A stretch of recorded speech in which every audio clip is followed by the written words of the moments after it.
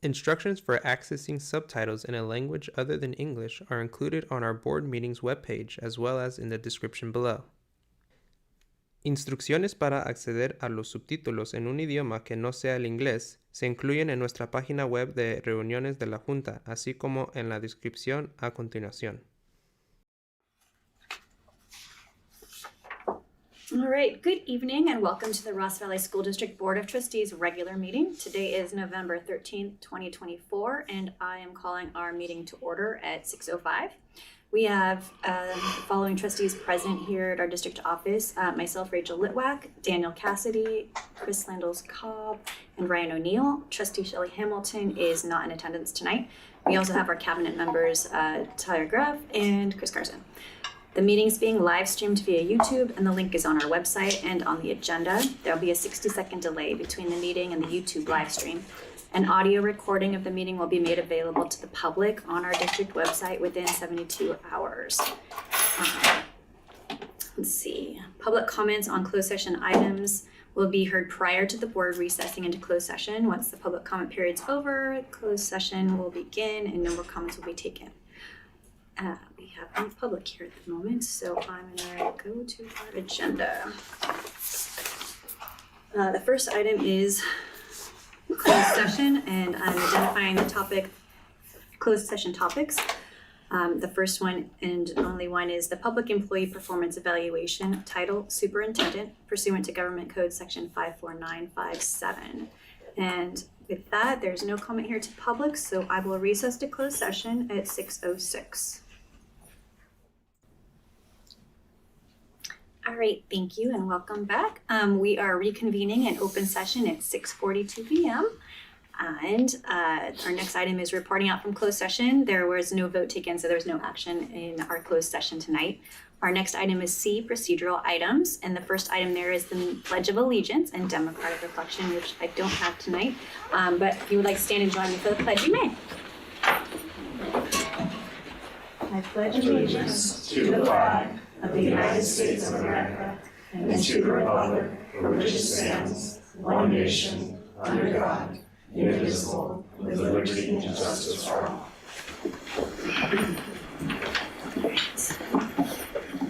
And it is time for us to adopt the agenda and time allocations. Did anybody have any changes or comments? So moved. Okay, great. I have a motion. Do I have a second? I'll second it. All right, motion is second. Ryan? Aye. Daniel? Aye. Chris? Aye. Rachel? Aye. All right, so we have an agenda for tonight. Our first item on that official agenda for D is presentation, student presentation.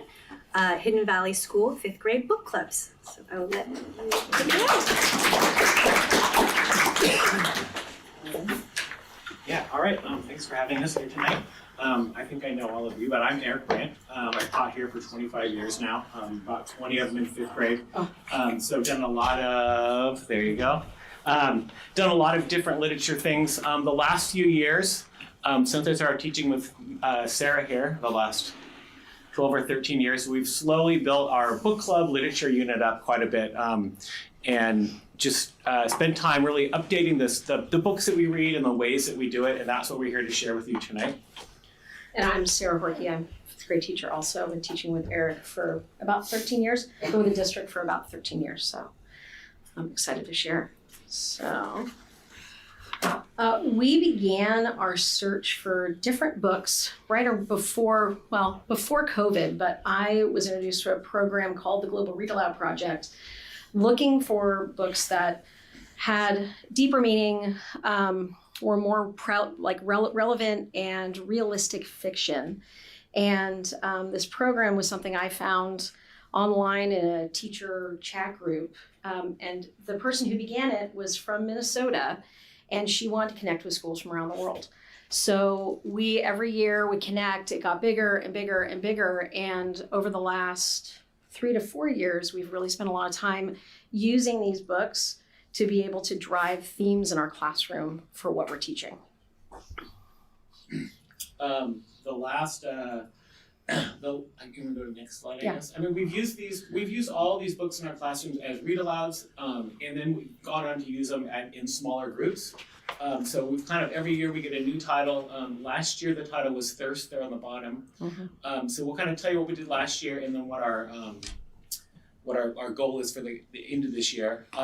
So we took one of the things, this story took place in India. There's a young girl living in the slums, and water was a big theme for her family, access to it. And so we took that idea of water insecurity and poverty, and we just kind of like ran with it and tried to use that theme all the way through everything that we did all year long. So we went on, not only used read aloud, this year we're using that for book clubs as well, so we're kind of holding on to the title. But we went on and we have the San Francisco Opera Guild come, so we did a play with them with a social justice theme, and that had a theme of water for both of our classes with a play with the water theme going through it. We've used our trip to Walker Creek and a creek restoration that we do every year. So we try to tie the story and the theme of water into like something that's a little bit more local. We did our current events. We had the students do things with storms or things with floods or things with extreme weather, which is one of our science students. The poetry that we've done with the Seas organization, they always talk about the universe and hydrogen and helium and how water kind of like starts and how it's part of it. So we kind of, everything we did, we tried to keep wrapping around like water all year long. And being that this story took place in India, we do global studies, like reports. So we're like, okay, we've learned a little about one country, now you're gonna study your own country. So that is kind of how we did that last year, like tied everything together. And this year, we're gonna do like something similar. So here's some photos of our kids. In the top left, they're planting trees out in West Marin. Oh yeah, we did bridge building also. So I guess bridge over troubled waters there. And then running poetry, and we did a poetry reading down on the left corner, and then doing our school play and current events. So this year, our focus of our book, And Then Boom, is about a boy who lives in poverty, and he encounters his mother walking out on him, his grandmother passing away, a tornado, you name it. And a lot of it is how the people around him have helped to kind of lift him up and keep him engaged in school. He has superheroes. So this has been the starting off point for us this year, where we're dealing with, it's a really heavy topic, but it's something that kind of reflecting in ourselves and having our students with the books that they're reading in the book clubs, being able to find common themes, commonalities that they're reading about between these books, and then how they're able to reflect in their own life. So we're gonna have some students talk about the book clubs the books they've read, and some of the things we've done already with, they've each read like 2 books with book clubs, and we've read like a couple other with them. So I think we have Julia and Holly. Why don't you guys come together? They have another event they have to go to, so they're gonna start us off. What's the other event? It's exciting. We have a volleyball celebration. Okay. Hello, my name is Julia. I'm a 5th grader in Mr. Brandt's class. Book club meetings help me understand the book when we talk over the story and the emotions that the characters have and what they've been through. Sometimes the book makes me feel sad when the characters face challenges that happen in real life, and it can be really scary. I better understand the book club stories because I write the questions for my group and we discuss them together, helping each other understand the story.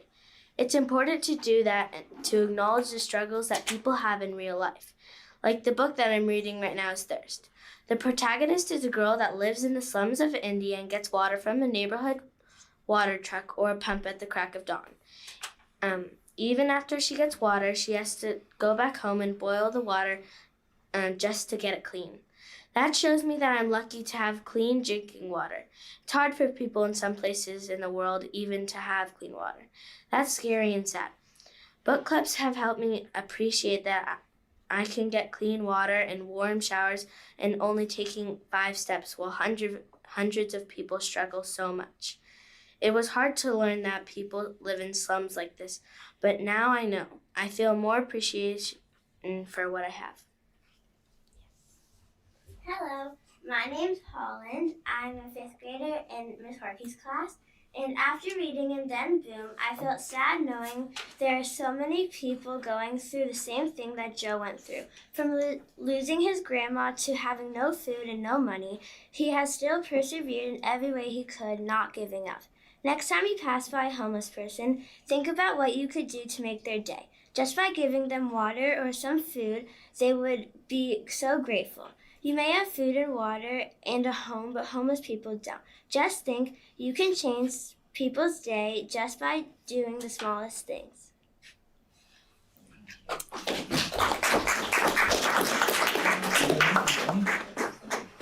Good luck in the game. The party.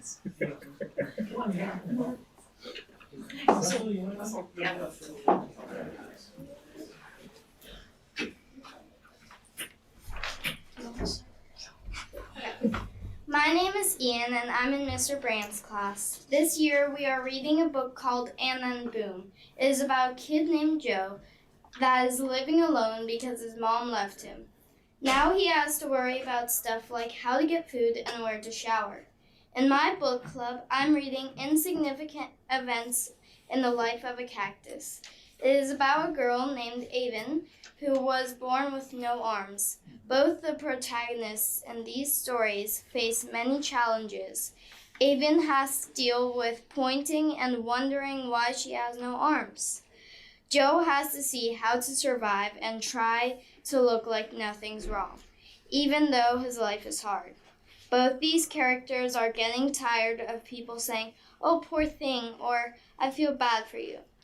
They both just want to be treated like everyone else, and for people to be asking like, "How's it going?" or "What are you doing this summer?"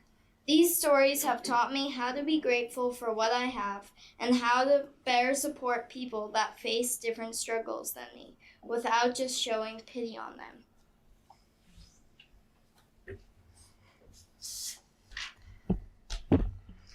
My name is Russell, and I have learned a lot from the books I read this year. But one example in particular is from a book called Refugee by Alan Gratz.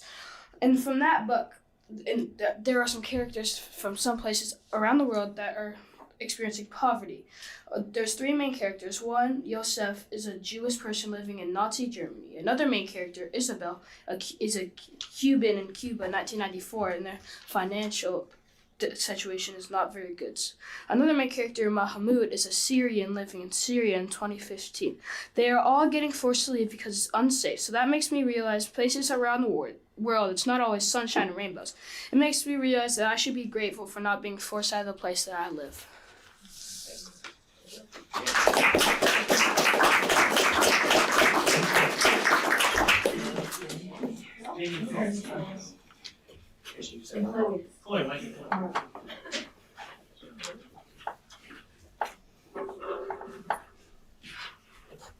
Jorge, do we need to turn that mic on? We got a guy. Hi, my name is Virus, and I am a 5th grader in Mr. Blank's class. I will be speaking about some ways I've learned to make a positive difference in the world after reading the books And Then Boom and Front Desk. One positive way you could help the world is to make bag lunches. My class did it today, and it will help the entire community, especially the homeless and the people who are in need. Did you know that 25,000 people die from hunger each year? There are even people in Marin County that don't always know where their next meal will be coming from. I think if you have more than enough food that you are about to throw away, give it to charity. My next reflection is about the book Front Desk. In the book, the main character, Mia, experiences challenges with kids bullying her because she is an immigrant and her family doesn't have the money to afford nice clothes like her classmates. One thing I can do after reading Front Desk is to start treating immigrants better, be more generous to people of color and people who can't afford clothing, and stop blaming our problems on them. That isn't good. If just one person would stand up for immigrants or people of color, of color, it could change everything. All in all, you should be grateful about having a home and a roof above your head, and also clean food and clean water. Sometimes only you can change something, and you shouldn't be scared to tell people about what you think, because you can change the world. Hi, my name is Benny. I'm in 5th grade Mr. Brandt's class. Here are some lessons I've learned this year from reading and discussing stories during our book club meetings. I have learned not to judge a book by its cover. For instance, not to judge the characters in the story by their skin color, religion, or wealth. In the story, Refugee, 3 characters are all refugees escaping violence in the 1930s Germany, 1990s Cuba, and 2015 Sinera. All these characters are escaping violence and leave with just a few cherished belongings. From the outside, they look dirty and poor, but on the inside, they are kind, caring, respectful, and are just looking to have a better life. The other story our class is reading is called And Then Boom. The main character is Joe. He is 10 years old and he's not wealthy. He has to rely on his neighbors because his grandma died and his mom left him. He is trying to survive on his own. He has no money, so he can't pay for water or buy food. Joe has to work very hard to survive day to day with very little adult help. If you saw him, you may think he doesn't care about how he looks or smells, but if you get to know him, you'd have new respect for all the work that he does to take care of himself and his dogs. One lesson I've learned is to get to know someone before you judge them, because you don't know what they're dealing with in your lives. Thanks for listening to me. Hello, my name is Chloe and I'm in Miss Horkey's class. Having a group to discuss the books we are reading together is, in my opinion, fun and helpful. The process of writing down my thoughts and a short summary can really make me think a bit deeper into the story. I like having other people to discuss with me because it's interesting to know other people's opinions about the book. When my book club buddies share, sometimes I can see things differently afterwards, and important details I missed can be brought up so that I can understand the story better. I love reading, but sometimes I miss things or don't understand everything completely. Having a book club solves that problem. Thank you.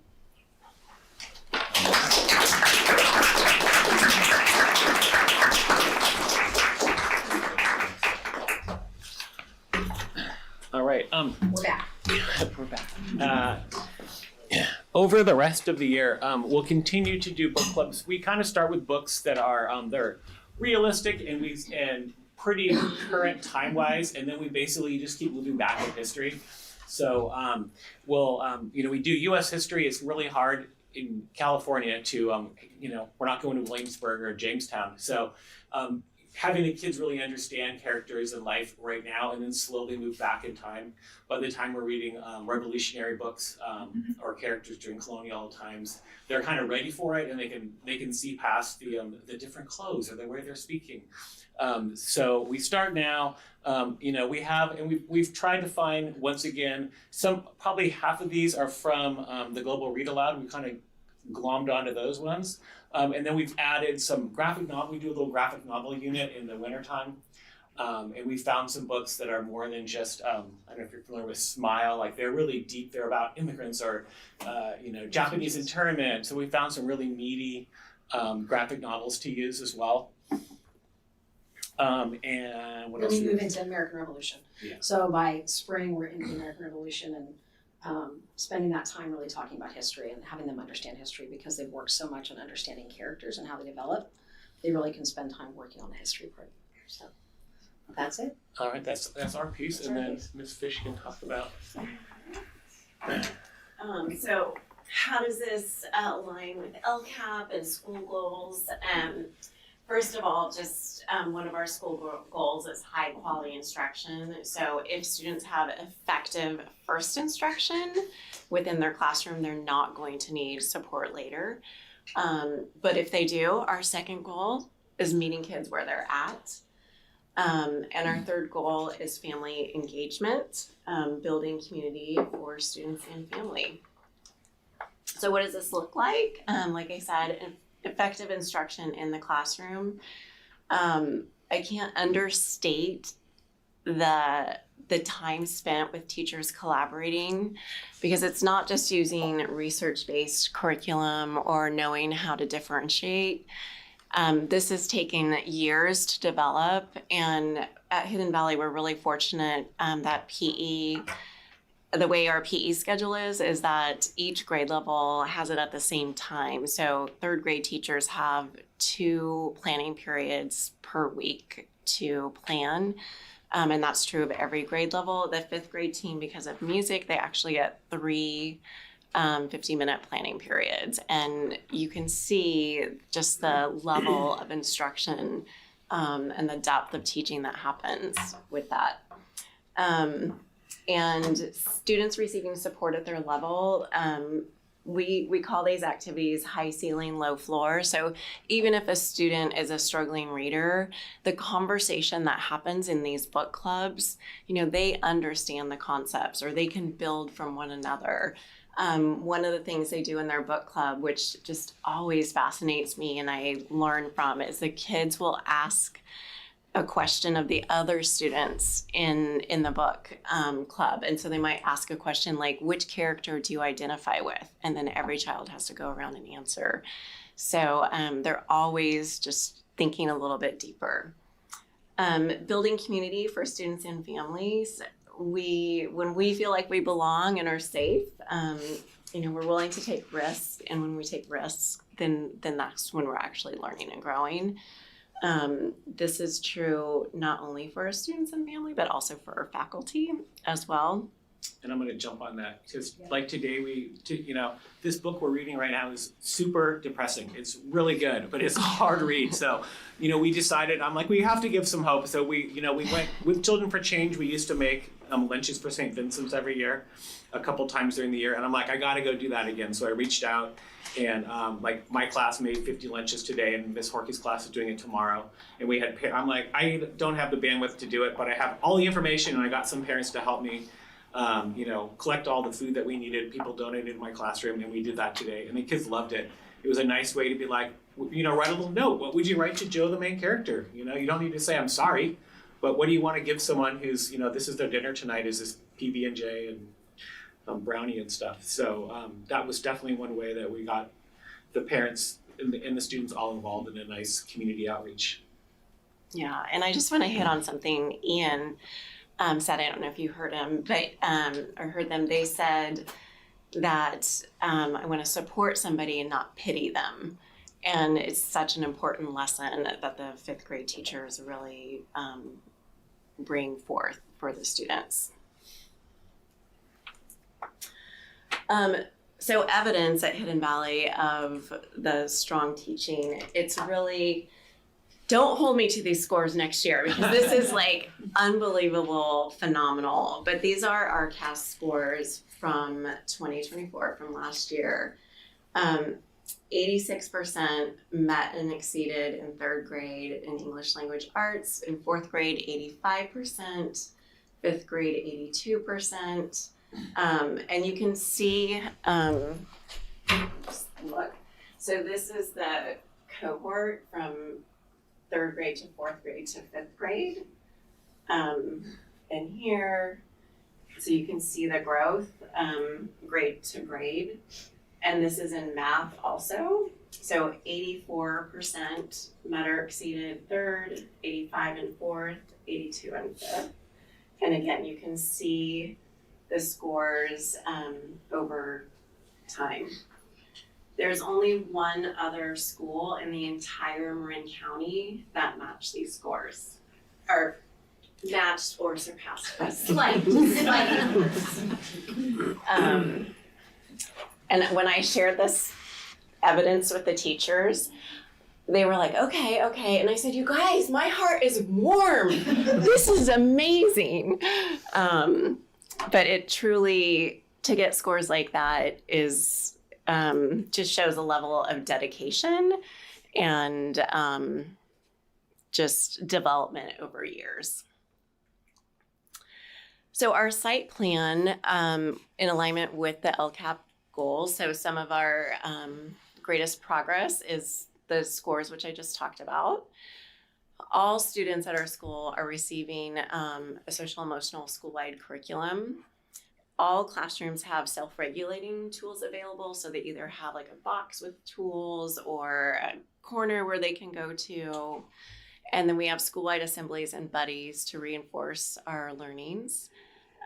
We schedule weekly grade level team meetings, which I referenced earlier for data review, iReady implementation, and strategy groups, and also weekly care team data review and action plans. And care team, as you probably know, is our special education and intervention teachers working together.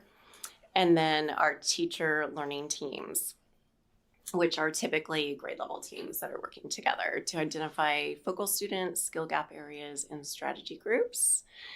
And within our teaching learning teams, one thing that it's just become evident to us is that we need to increase academic achievement for students who identify as Black. We have a very small number, and that will allow us to really focus on these students as individuals and make sure that they get what they need.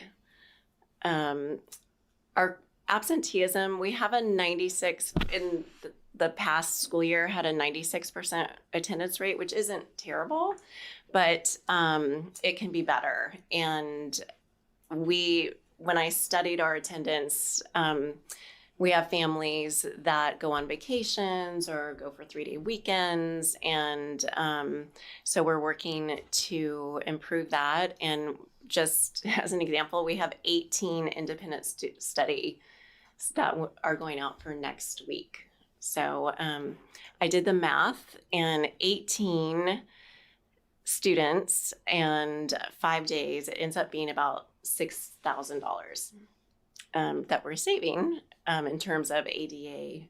So that's great. And although our panorama data states that the sense of belonging for our students is quite high, we still need to increase it because I'm not seeing parent participation at our school with our Spanish-speaking families. And so one thing we started doing last year is hosting just Spanish-speaking dinners for those student families who speak Spanish, and so that they are comfortable on campus and comfortable with one another. And that's something that we're hoping will, although the children feel comfortable on campus, we'd also like the parents to feel comfortable on campus as well. And that is our presentation.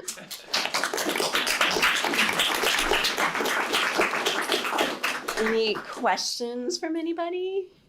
First, before we get to questions, I just want to shout the Hidden Valley team out. This is just an example of how amazing our schools are. And we've got a strategic leader leading the charge, clearly thinking critically about the data and where to take the school next. We have two fantastic teachers in Eric and Sarah. I've been in both their classrooms and have been impressed every time I've been in there. And most importantly, how amazing our students are and how reflective they are. So this is just, to me, a synopsis of why Ross Valley School District is such a great district to be in, to lead in, to teach in, to send your kids to, and I'm just really happy to have you all present today. Oh, thank you. Fifth graders, you guys did an amazing job.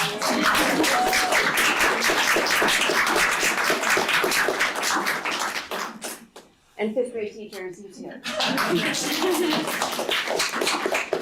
Thank you for this opportunity.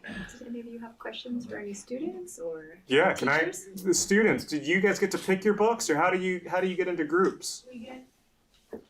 Why don't all you guys come out in front so we can see it?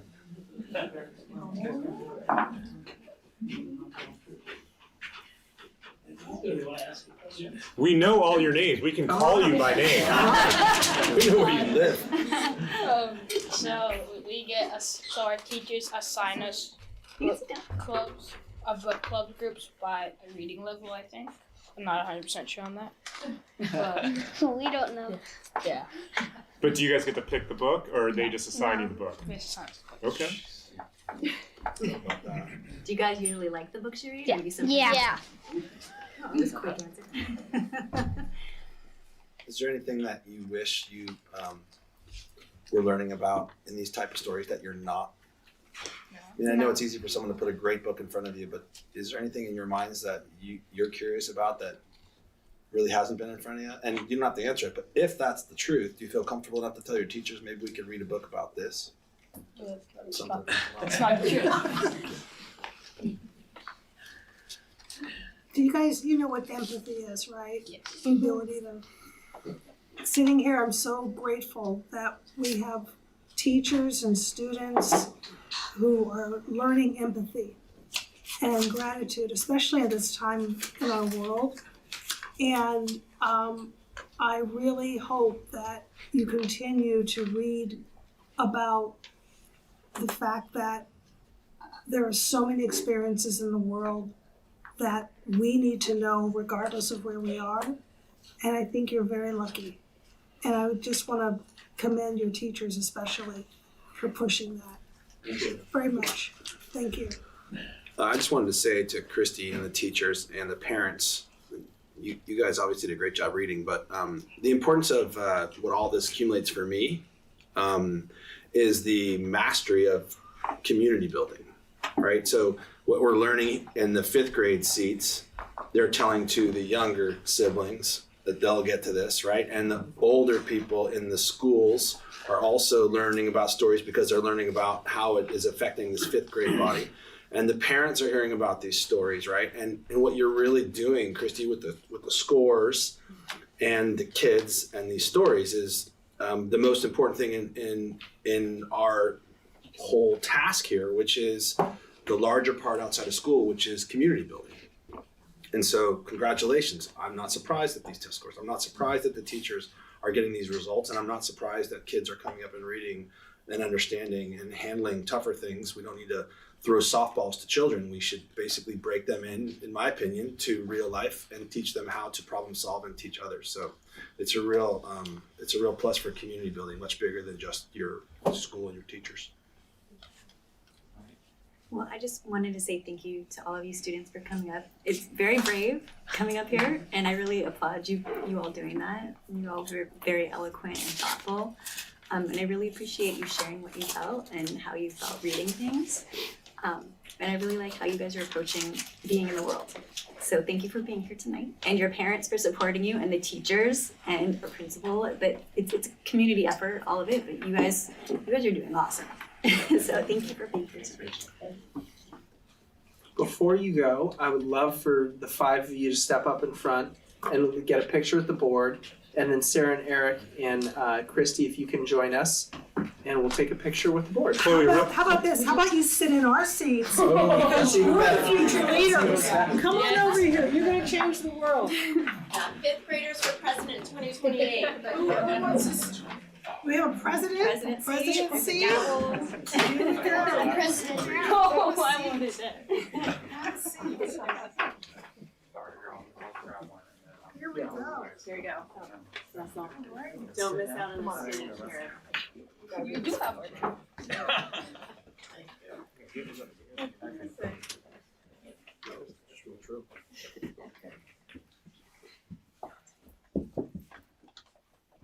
Count 3, say Hidden Valley. 1, 2, 3. Hidden Valley.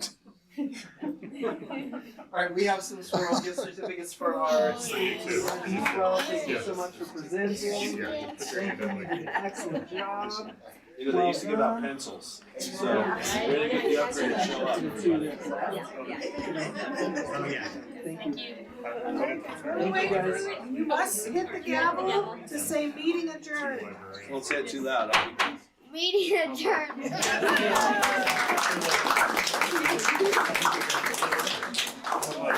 Thank you very much. So good.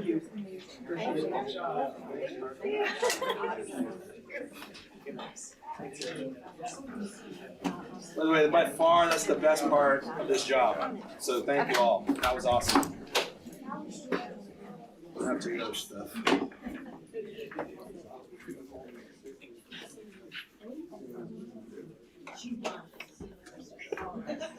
Are they continuing? Okay, back to the stuff here. Book clubs are like. Yeah.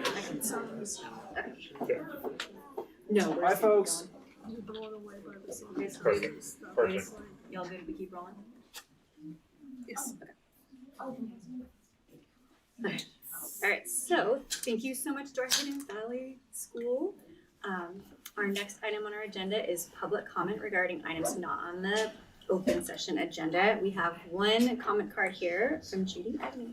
You want to come up and take a seat? Great, I figured there was 12 ahead of me. Great. I'm gonna read something, so it's definitely gonna be nice and short for you. Okay. I'm Judy Agnew. I'm a board member of the Scholarship Foundation at Archie Williams High School. And one of my fellow board members ran into a friend at, I believe it was you, Rachel, and it was surprising that there wasn't more awareness of what the foundation does. So we were invited to come and just read a few comments about what we do to raise some awareness. So it's as simple as that. And don't pardon me while I pull up my reading glasses. Okay, so I'll just read you a little bit about the foundation.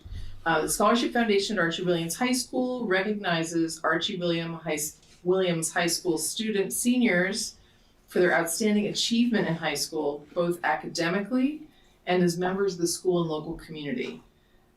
We assist them financially with the continuation of their education.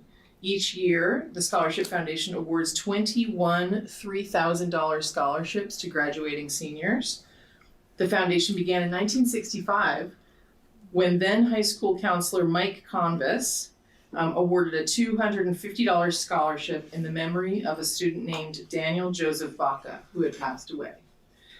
And we still have a scholarship in Daniel's name. Over the years, some scholarships have been endowed in the memory of students and beloved teachers, such as Archie Williams, and a wide variety of counselors, coaches, and mentors.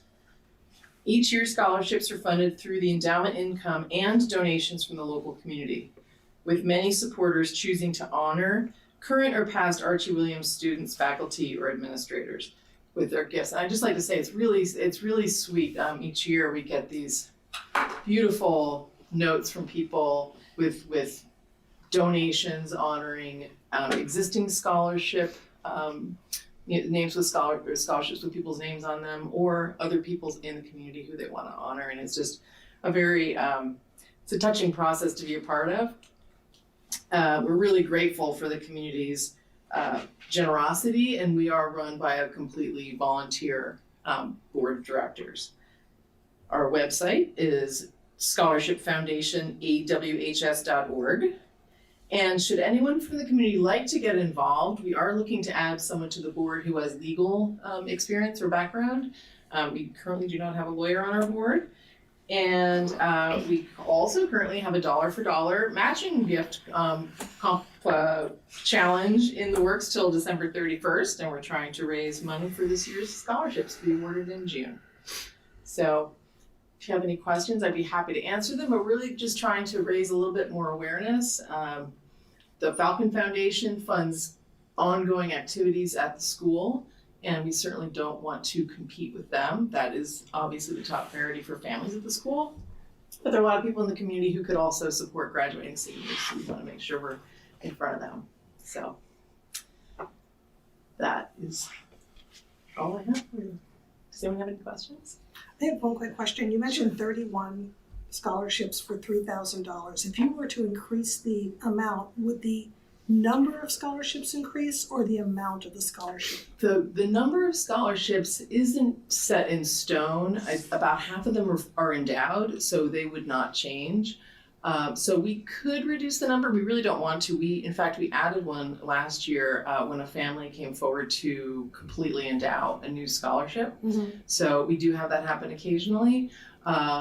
But what we would like to do is increase the dollar amount and keep it 21. Okay. Yeah, okay. because that's there's plenty of need, and right. But 3,000 doesn't go very far these days. It buys books for the first semester. Well, in some schools they don't have to anymore. I mean, it's all digital. It's crazy, That's but good. some do buy books. Thank you. But yes, thank you. Thanks so much. Judy. And thanks for inviting me. Thank you. Great. No further public comment from anyone on this item? Okay, or not open session items, okay. Our next item is correspondence and communication of the board. I do not see any items there, nor have I received any, so we'll move on to F, presentation and or action items. The first one is the adoption of resolution 062425, recognizing November 24th as National Native American and Indigenous Peoples Heritage Month. Yeah, so November is National Native American and Indigenous Peoples Heritage Month. So we've been celebrating different groups each month, and it is the Native American and Indigenous peoples time to be recognized. And I just want to kind of put on the record that we appreciate all the local history that these tribes have given to our community, and many of our schools and students learn from, and the land that our schools are built on are the native lands of these people. So just wanted to recognize that. And as we think about Thanksgiving, kind of taking a different view of how Thanksgiving came to be, and all the different types of perspectives that one might take on that day. So I guess we're asking here for a motion to recognize November as National Native American and Indigenous Peoples Heritage Month. So moved. Do we have any questions from the board? That's okay. All right, do we have any public comment on this item? All right, seeing none. Okay, now I can entertain a motion unless there's any further discussion. So moved. I will second it. So Chris? Aye. Rachel, aye. Daniel? Aye. Ryan? Aye. All right. We have approved that resolution. Thank you for bringing it forward. Yeah, apologies. That's okay. Next item is recommended approval of the tentative agreement between the Ross Valley School District Board of Trustees and the Ross Valley Teachers Association to resolve negotiations for the 2024-25 school year and the AB 1200 disclosure. So Chris is going to take this one, but before Chris does, I just want to thank RVTA for the collaboration through the process of negotiations this year. This is my first time negotiating with the bargaining unit here in Ross Valley, and I felt like it went really well. It was transparent, it was collaborative, and I look forward to having discussions again after parcel tax at the end of the year, and hopefully we can talk about different and larger numbers when we get there. So just want to appreciate your collaboration, and am eager to collaborate with you all again on the parcel tax. And I also want to thank RVTA and the members that are here for all of the hard work that we undertook in getting to these agreements. And we did have our entire contract open, and so what you'll notice is that there are a number of articles that we have tentative agreements on, and they're all listed there, and we do have copies of those tentative agreements attached. And in terms of the financial components of it, we do have a 1.35% increase to our salary schedules. And we also have the district picking up the additional costs in health and welfare for single coverage for Kaiser and Delta Dental. And so those two are the ongoing costs. And we also have a one-time $500 bonus. And when looking at all of them combined, it's a 2.51% increase for the current year. And of that, 0.51% is one time. So it's really a 2% ongoing. And the district did have a COLA this year of 1.07% as well towards the LCFF, although we are going into community funded. So, but regardless, all of the agreements are here, along with the AB 1200, which we filed with the County Office of Education. They did get back to us and let us know that they are in agreement that we can meet the financial needs of the district for the current year, plus 2 additional, so 3 years. And so with that, this evening, we're asking for approval from the governing board. Great. With thanks. Thank you. Do we have any questions for Chris or Tyler here at the board?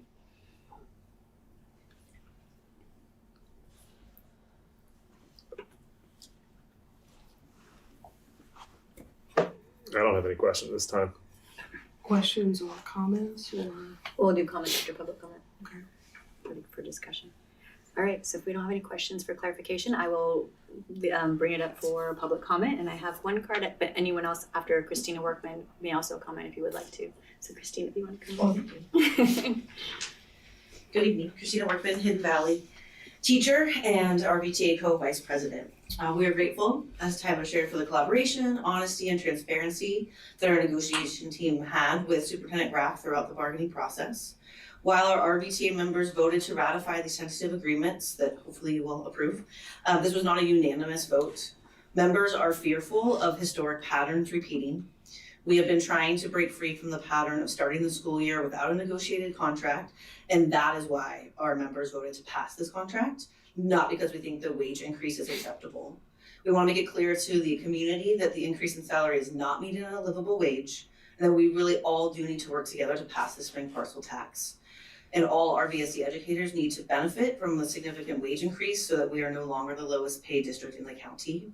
We feel like we are taking a big leap of faith to focus on the parcel tax. So looking at the big picture, really, what is the plan? We understand the parcel tax needs to be passed, and that will take all of us collectively. We are organizing our members. Superintendent Graff has made it very clear that he will knock on doors and put in the work to pass the parcel tax. We are asking for the board's commitment as well. We are hopeful to continue in this new era of change where we all really can work together to make change. We want to thank our members and then hopefully the board for approving this contract and for acknowledging this is a stepping stone to the bigger picture. Thank you. Anybody else have public comment? So we'll bring it back to the board for discussion. I just want to say for me personally that I am very committed to a parcel tax in the future. I'm already got a whole bunch of things in the works as far as organization. So 100% with you. Happy to meet up with anyone else who would like to do that. Email me at my trustee email account and I will hook you up. So yeah, on board with that. Yeah, I second that. I mean, I think that, you know, these numbers, right?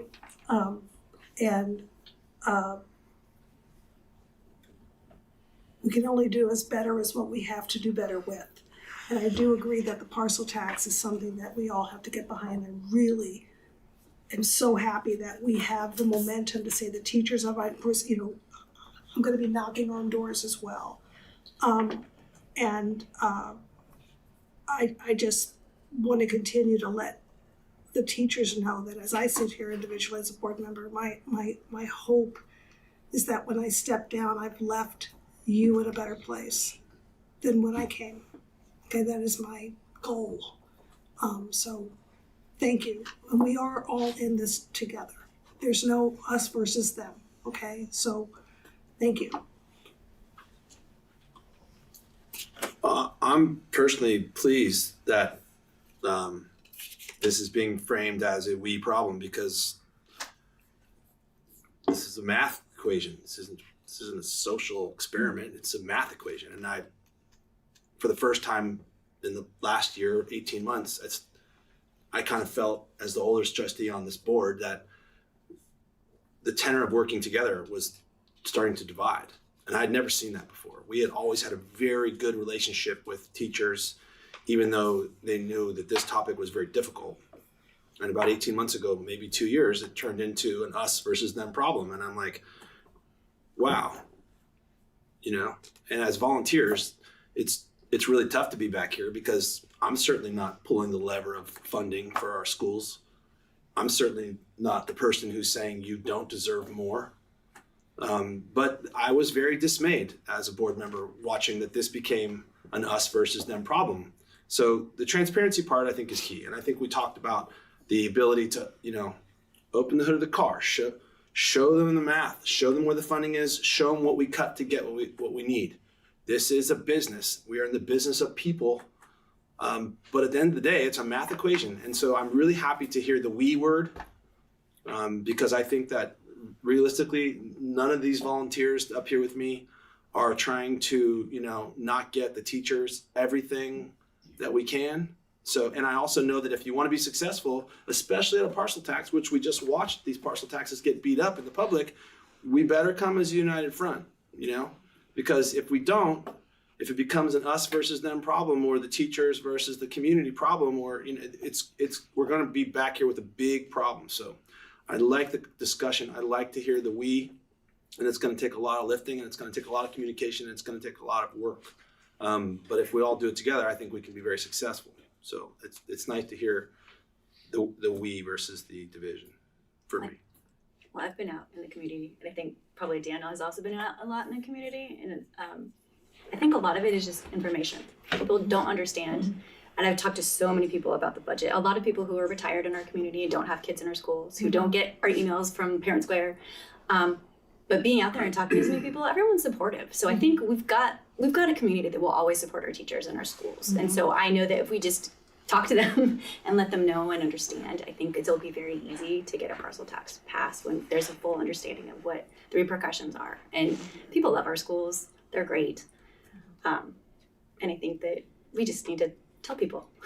It's like a united messaging. Yeah, and I don't think that will be hard. So I'm optimistic. And with that, I will entertain a motion unless there's further discussion or comments. I'll make a motion to approve the attached, the wrong one. I was going to say something real quick. Can I say that? Yeah, go ahead. So it's yes and. So I was looking at the demographic data that we're talking about next. It's the parcel tax. It's the work that we're doing around the budget advisory committee. It's getting teachers involved. It's getting community members involved. It's getting us involved. So I think a lot of the things that we are all working together, which is really nice.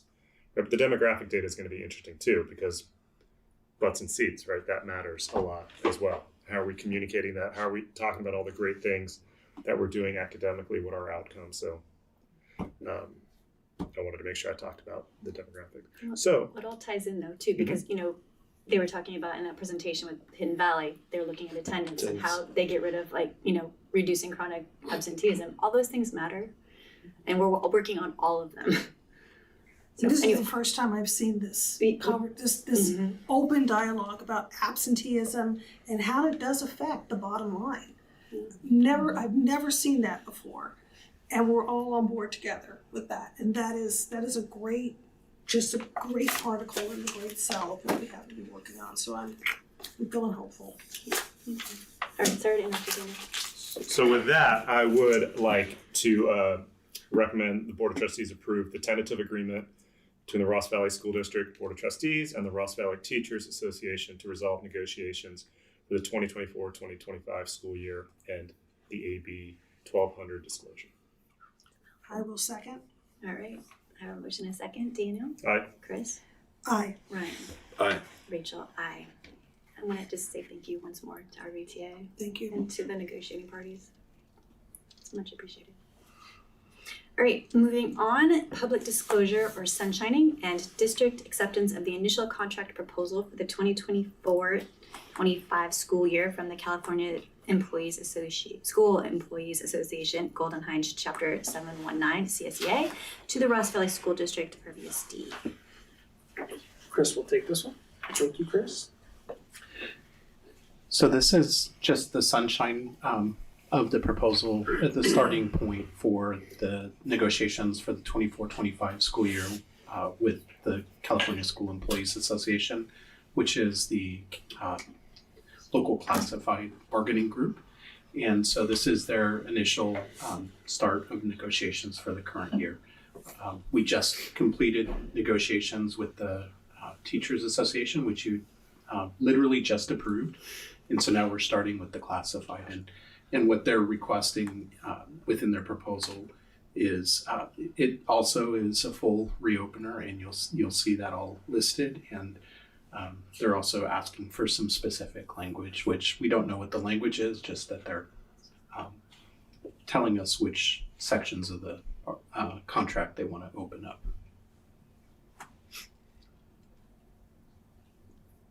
And so with this is more like a public hearing type thing where you take input from the community. And so we just basically we're being asked to accept the proposal for the sunshine, yes, and making it open to the public so the public knows what the discussions will be on.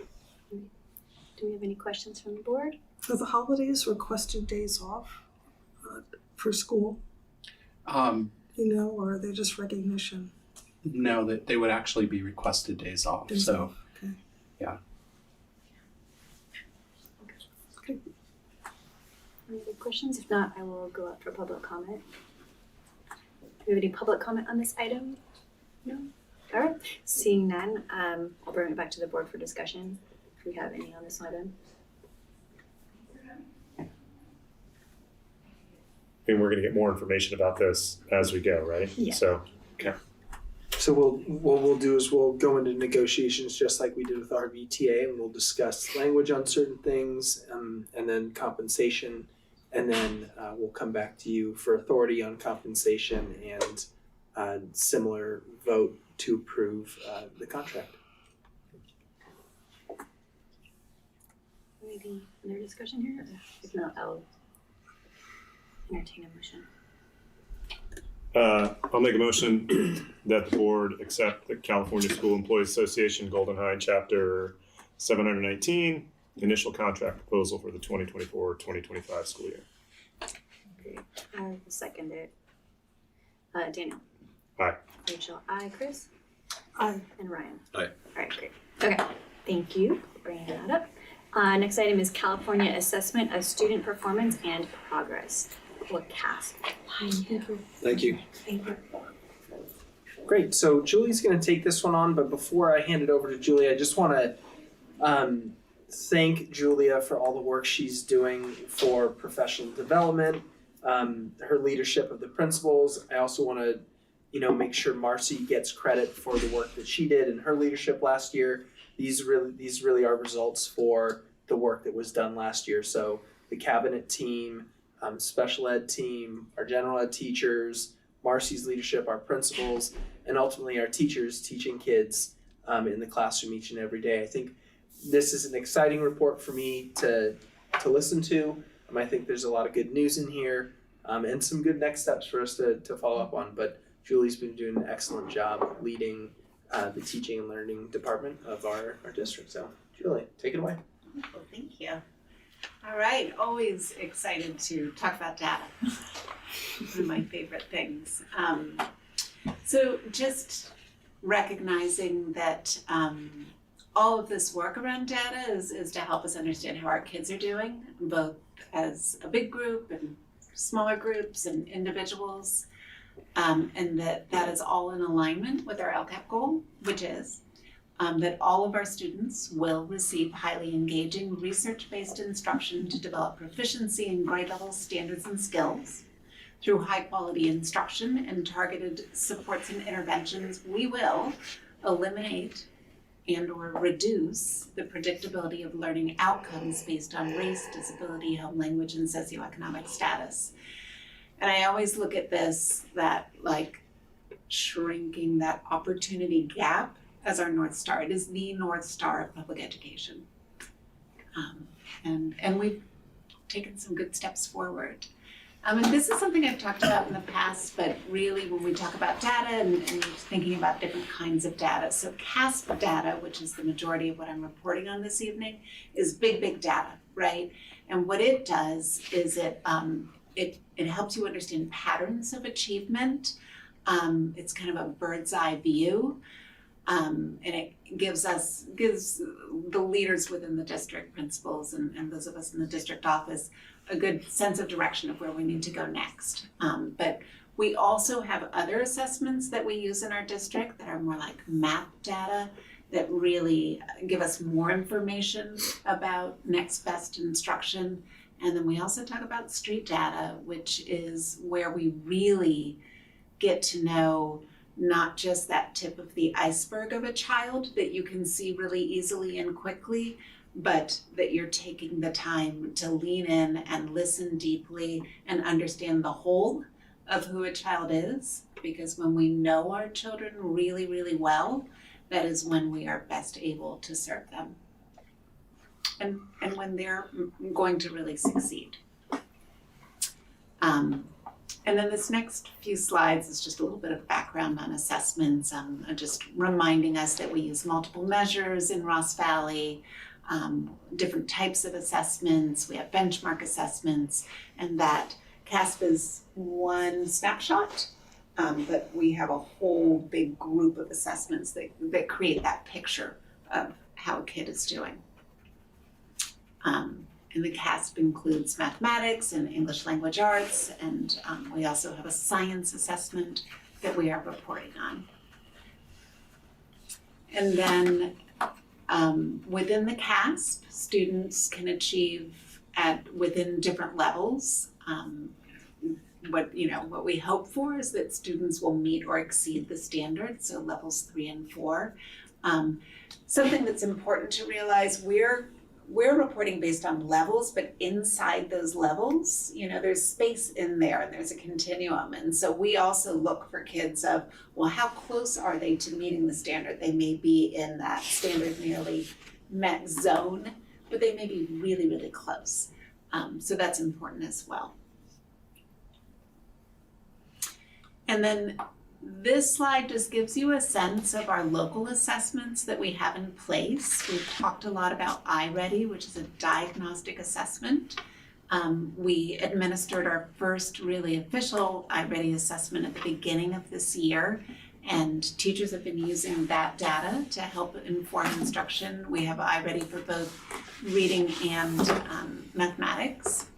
MClass is our reading screener, which is administered to kindergarten, first and second grade students, and that gives us just information about where kids are with reading and whether we need to take a deeper dive on a kid if they're maybe having some troubles.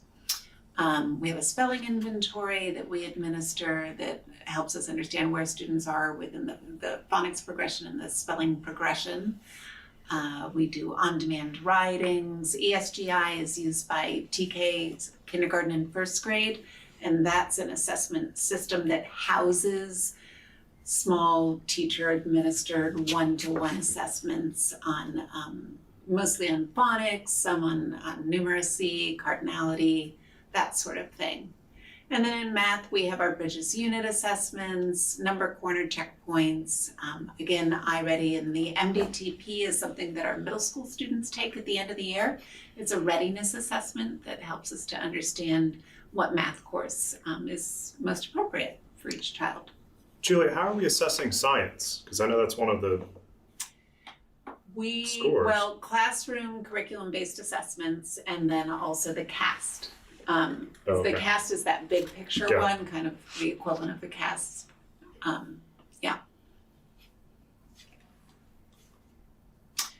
And then always important to note that teachers are always assessing students, that when they are, if you walk into any classroom, you typically see something like this of a teacher who's right there next to kids, leaning in, asking questions, maybe listening to them read, looking at how they're working through a math problem. And that's actually really important.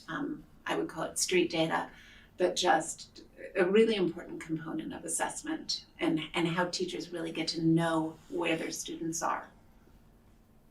Okay, so numbers. So we're gonna start really big picture here, looking at Ross Valley and Marin County in California.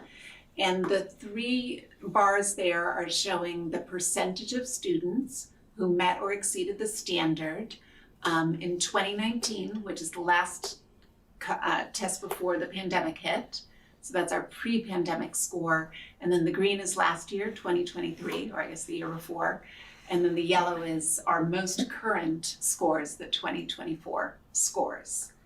And you can see that Ross Valley is, well above Marin County as a whole, and certainly well above the state of California as a whole. But I think maybe more significant is you can see the ways in which we're catching up to our pre-pandemic rates. So we're 1 point away, whereas Marin County is 5 points away. California is 4 points away to where they were before the beginning of the pandemic. And this is all grades, K through 8? Yes. And it's just kind of... Yeah. Well, for Marin County, that's K-11, because they take the assessment in 11th grade as well. And same thing with California, that would include 11th graders. So this is not including our 11th graders? No, because they're not in Ross Valley. Yeah. And then similar for mathematics. Can I ask, would 11th graders bring our numbers down? Pretend that we had 11th, like, because it's not apples for apples there. Like, oh, we're doing better than Marin County, we're doing better than California. Is there probably bring those numbers down? Yeah. Well, I don't know across Marin County. I know Archie wasn't super happy with their scores this year. Sure. But there's a lot of talk at the high school level. You've got kids who are, they're taking the SAT, they're doing all this prep, they're doing so much work, and it's kind of hard to get them to take the CASP seriously. That's interesting. I speak to that from experience, right? So mathematics, 2 points behind where we were in 2019 and showing 3 points of growth over last year, which is terrific. And again, closer to pre-pandemic levels than Marin County and California. In science, we dropped a couple points. That was kind of a bummer to see, but I'm not too worried about that. But we are above where we were before the pandemic, which is still something I'm not entirely sure of why, except that we're doing great work now within our science work. All right, so this is way over time. So the oldest scores that we can find for CASP, the first year that CASP was administered was in 2015, and then just looking through the scores over time. So before the pandemic, when I would give these presentations, we'd talk about how our scores just don't change very much, right? You see this real plateau there. And then you can see that definite dip from 2019 to 2021, which was during that time. And then you can see that we are slowly climbing our way back up. And we're really pretty much there with reading, with English language arts, I should say, reading and writing and language. With mathematics, we're making progress, for sure. We gained, again, 3 points over last year, but we're not quite there yet. And that's definitely an area for growth. You know what these numbers tell me is just our teachers.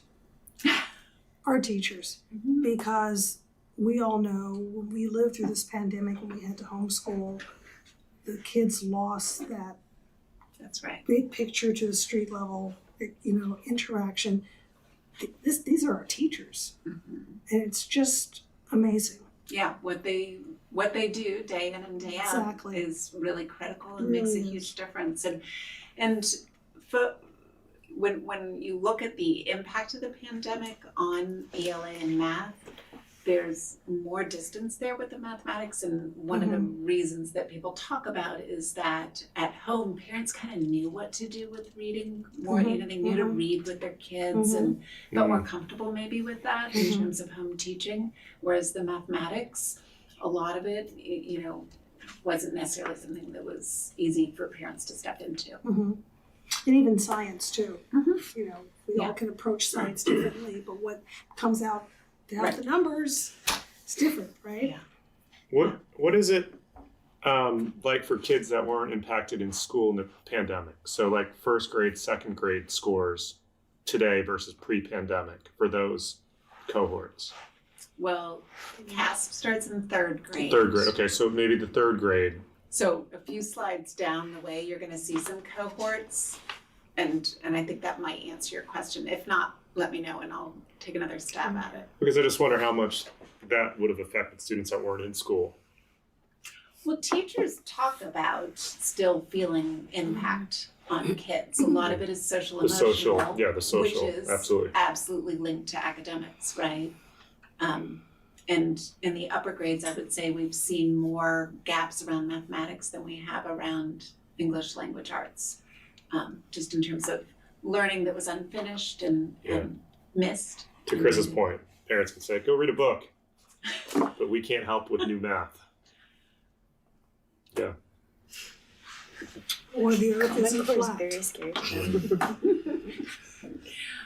All right, so this slide talks about how we're doing in comparison to other districts. So this is all 2024 data. And again, percentages represent met and exceeded.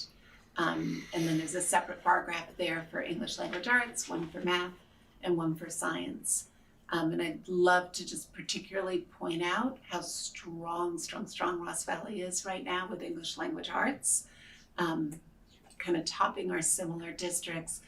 And I call these similar districts, they have, as you know, a somewhat similar budget, but also size, demographics is probably the closest to us within the county. Yeah. So the Ross Valley charter numbers, those are from 2024, those are actual, or correct. Yeah. 3 through 5. 3 through 5, and I added Ross Valley School District for 3rd through 5th grade at the end there. So that it would be a more direct comparison. Good idea. Thanks for including that.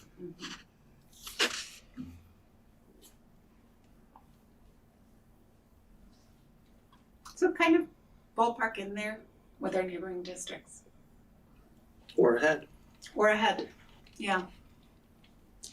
And, you know, we've had a huge focus over the last 2 years on English language arts. We've really been digging into science of reading research, really looking at shifting to a structured literacy program. And although we have not yet adopted and implemented a new program, we have adopted and implemented a lot of best practices that have come from PD that teachers have participated in, and kind of smaller supplemental programs that we've been implementing. So I think we're seeing some of our results from that work. And then the other part, I would really shout out our White Hill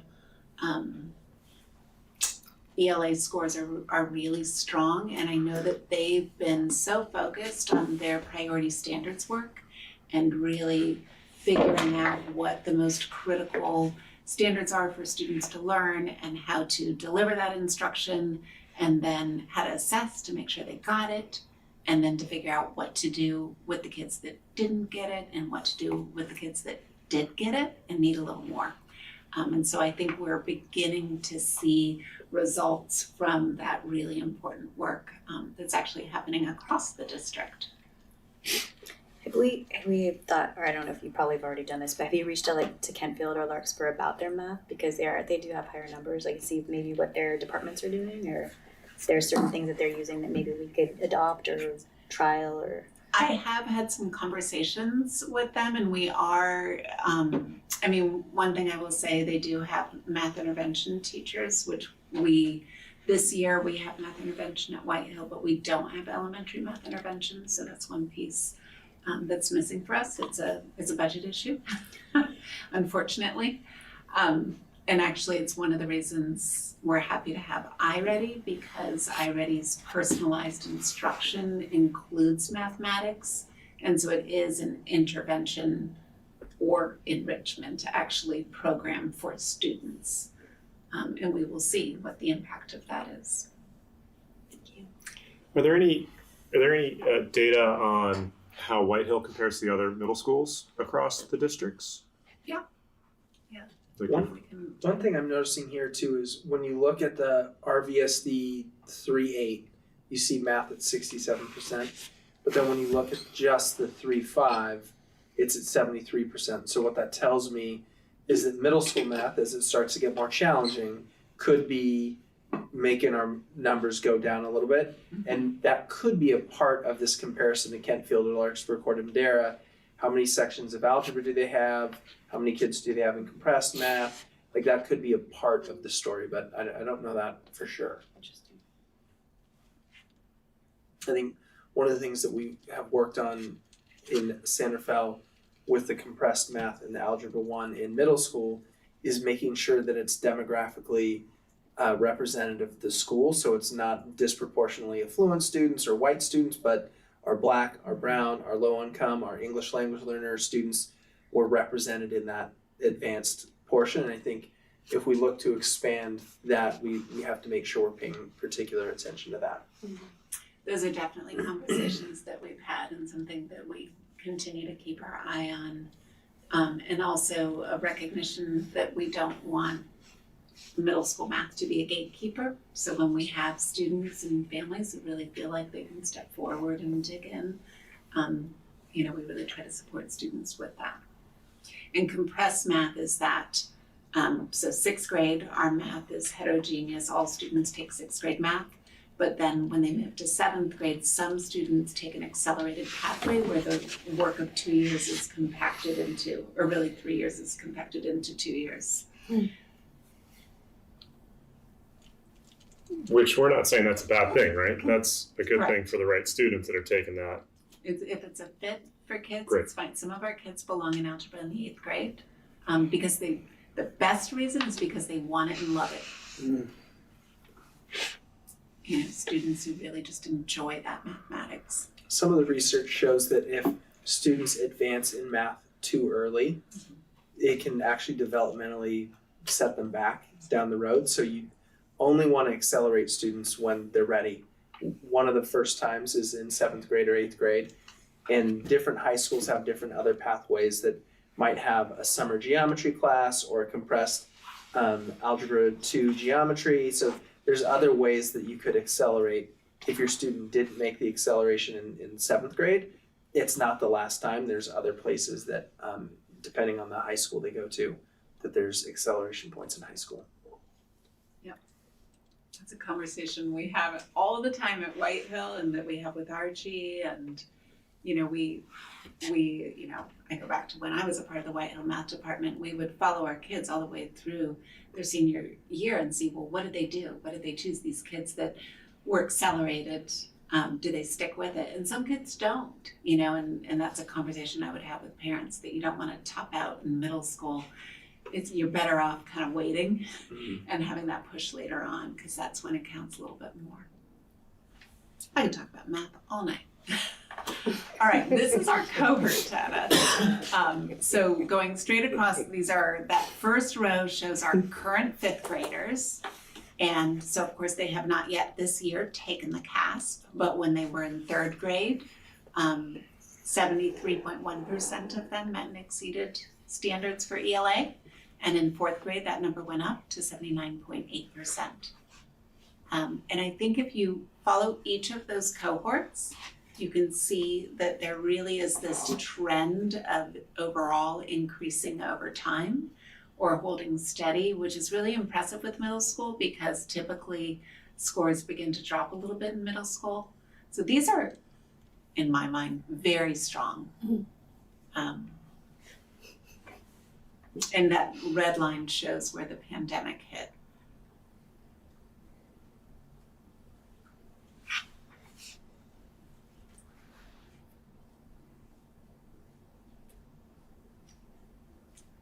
Okay. And then same thing for mathematics. And you can see that with the math, we're seeing a decline in middle school. Now that is something that occurs across the county and across the state. Scores in math do tend to drop in middle school, but we'd like to see those higher. We did have an increase for Whitehill this year with math scores, particularly in 7th grade. But it's something that we're working on. We are piloting a new mathematics curriculum, Desmos Math. We actually have a release day on Friday where we're going to dig in a little bit more, but teachers have been really happy with it. One of the things that they like about it is when they were using CPM didn't have a workbook. Students worked within a notebook, but now there's this workbook that does a lot of scaffolding for kids and has at the end of each unit kind of a review page that shows the different concepts. And so kids can study that, they can refer to it when they're doing their homework, that sort of thing.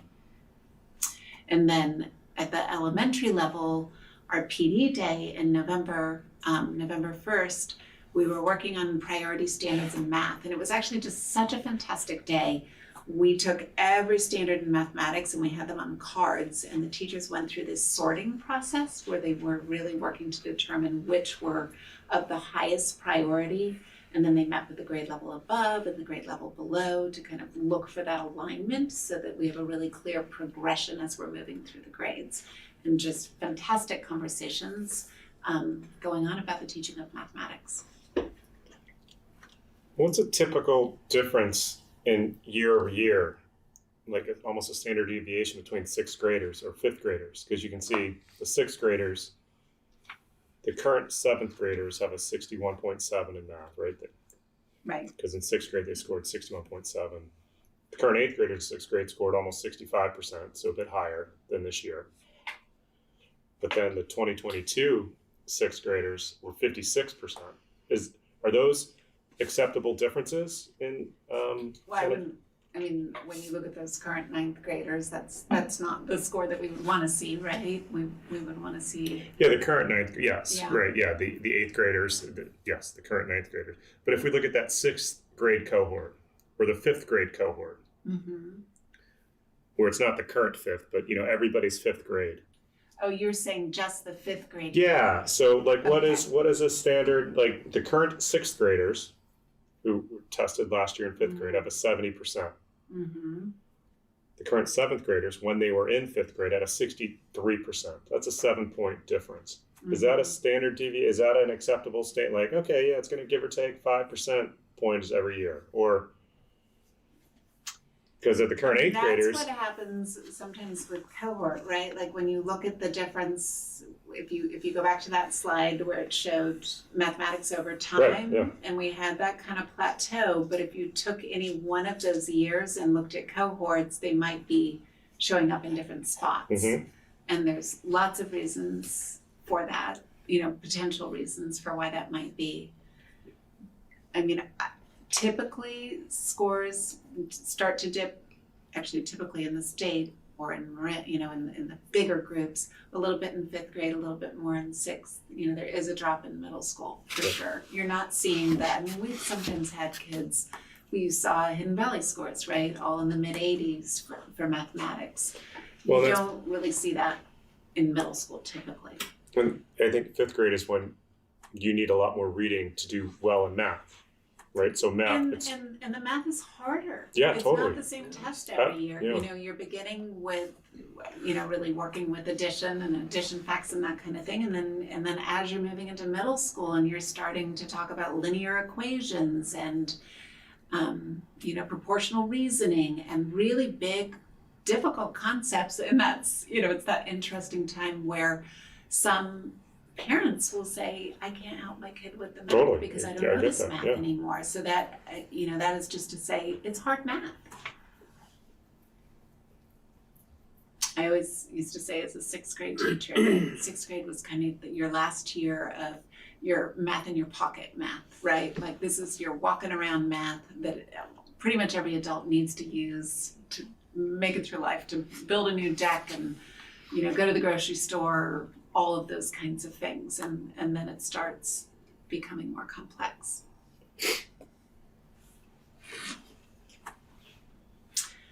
Alrighty, this is a really important slide. This is the slide where we look at student groups. So at the top, and again, we're showing our scores over time, but the last column is for the 23-24 school year, or 2024 scores.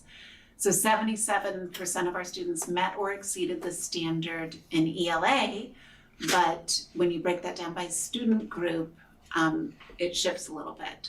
It shifts quite a lot, actually. But I do want to point out, we have a couple of really important areas of growth, groups that showed growth, one being students with a reported disability. So our special education students went up 5 points in ELA, and if you look over time, that 42% is the highest that is on that sheet.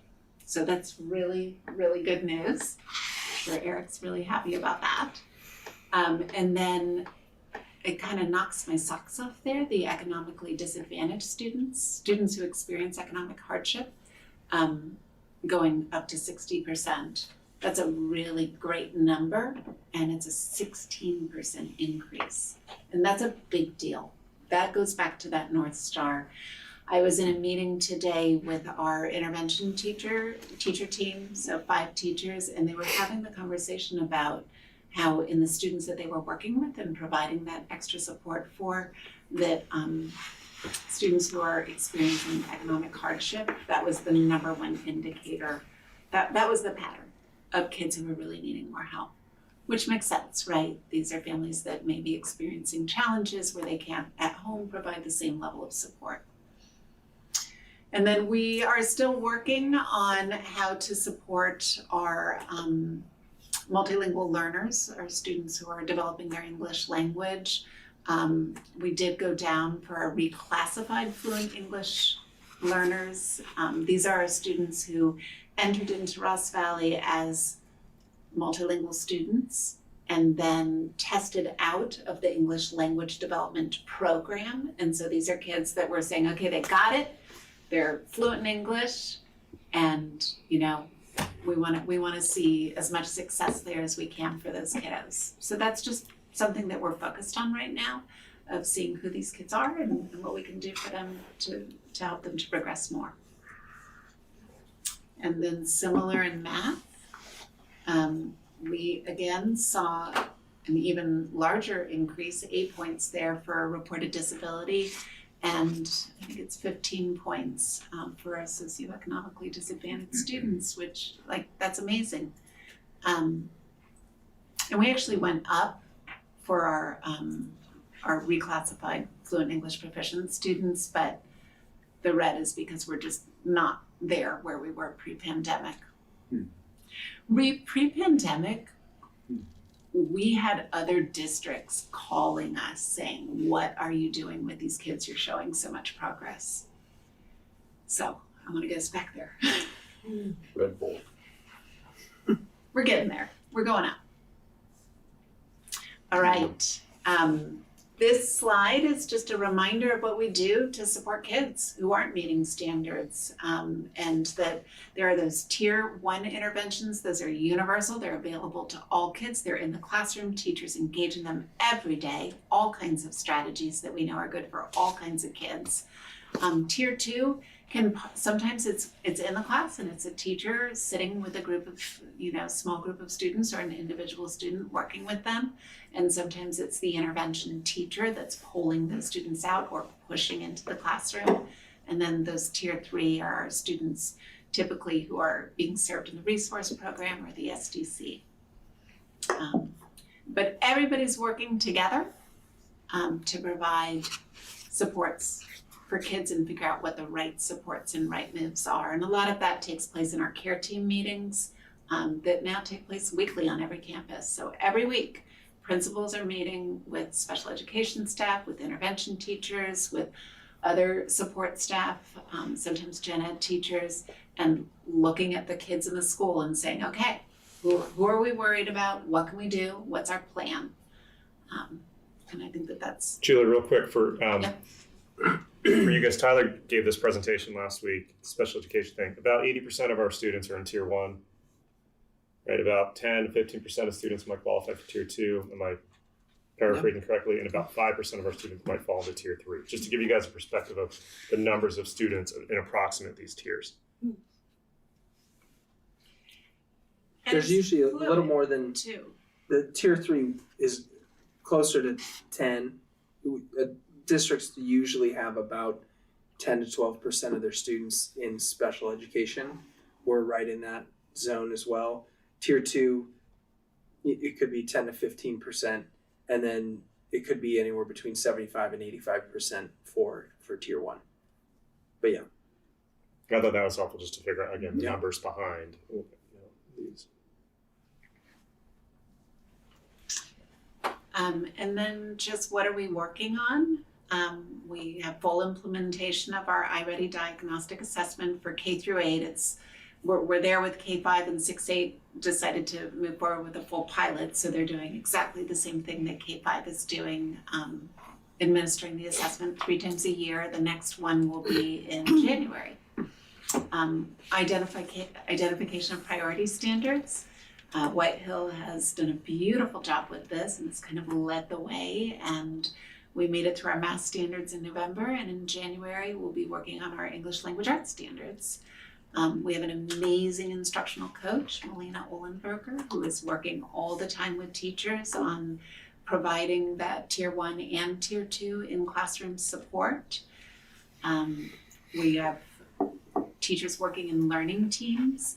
We talk a lot about collective efficacy, which John Hattie, the researcher that pulls, mega studies together, lots and lots of studies together, has seen the biggest impact on student learning comes from collective teacher efficacy, which is teachers really digging in and working together.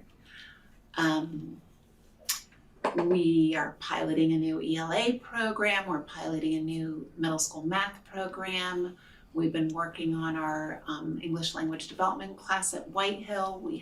This is our second year of having a standalone class for those students who are new to the United States and are at the very beginning of learning a language.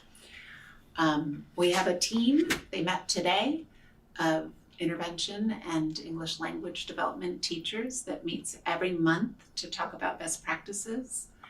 And we have after-school academic support at our middle school.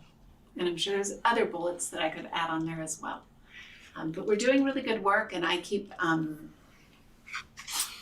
just seeing that this year seems to me to be a year where all our arrows are in the same direction. The work that we're doing at the district is being mirrored and deepened at each of our sites. Our principals are working beautifully together and really sharing their successes.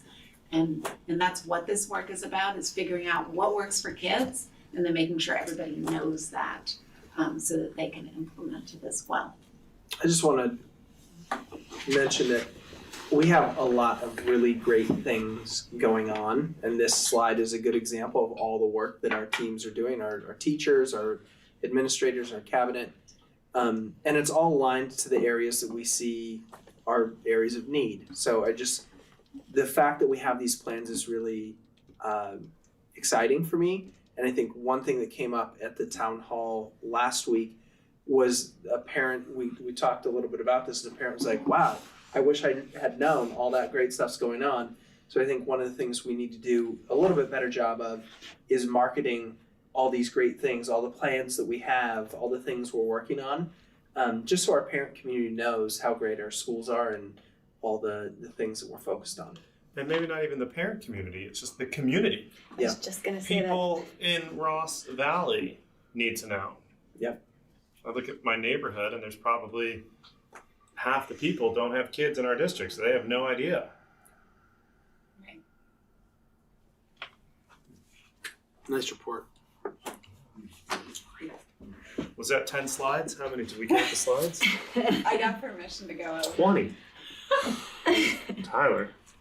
Well, slide number 3 on the data levels and the street data level, that also ticks beautifully with our equity work, and I wanted to bring that up because I think equity is interwoven implicitly throughout this, and the ability for the teachers and the trainings we've done and the education we've done to be able to get to that street data to understand the cultural differences that can guide children in the way they're learning. And I just want to point that out and thank you for really making sure that the data picks up on that, because that's so important.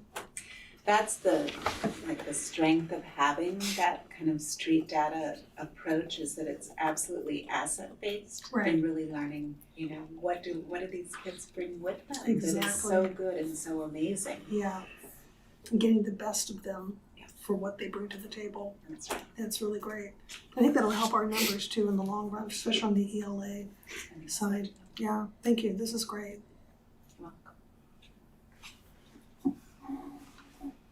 It's interesting when these CASP data come forward, because it's always from the prior year, so it's hard to see what you're doing now and how it's going to affect the scores this coming year.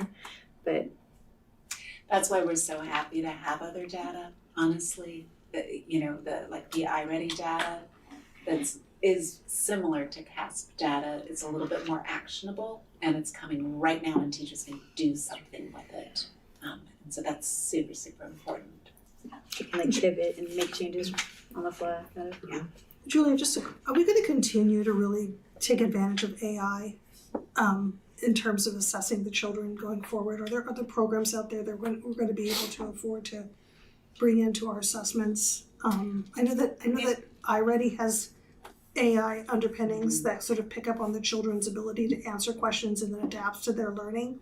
And I think that the accuracy of assessing them is kind of helpful in that regard. I just was wondering, what are your thoughts around that, and where do you think we should go? I think so. I think some of it's open source. I know that I was at a White Hills staff meeting where they were talking about assessing student work, and that some of the teachers were using AI to help with that, where it would kind of pull some pieces out and then they'd take a look. And we actually, the new Spanish program that we're working with has a component, an AI component, where the students speak with an AI character, Right, exactly. and it You speaks talked back about to that them. last time. Yeah, yeah. So And they you know, love it, from what I understand. It's like a lot of fun for them. Yeah, Yeah. I mean, why not? Yeah, right? exactly. Sounds really fun.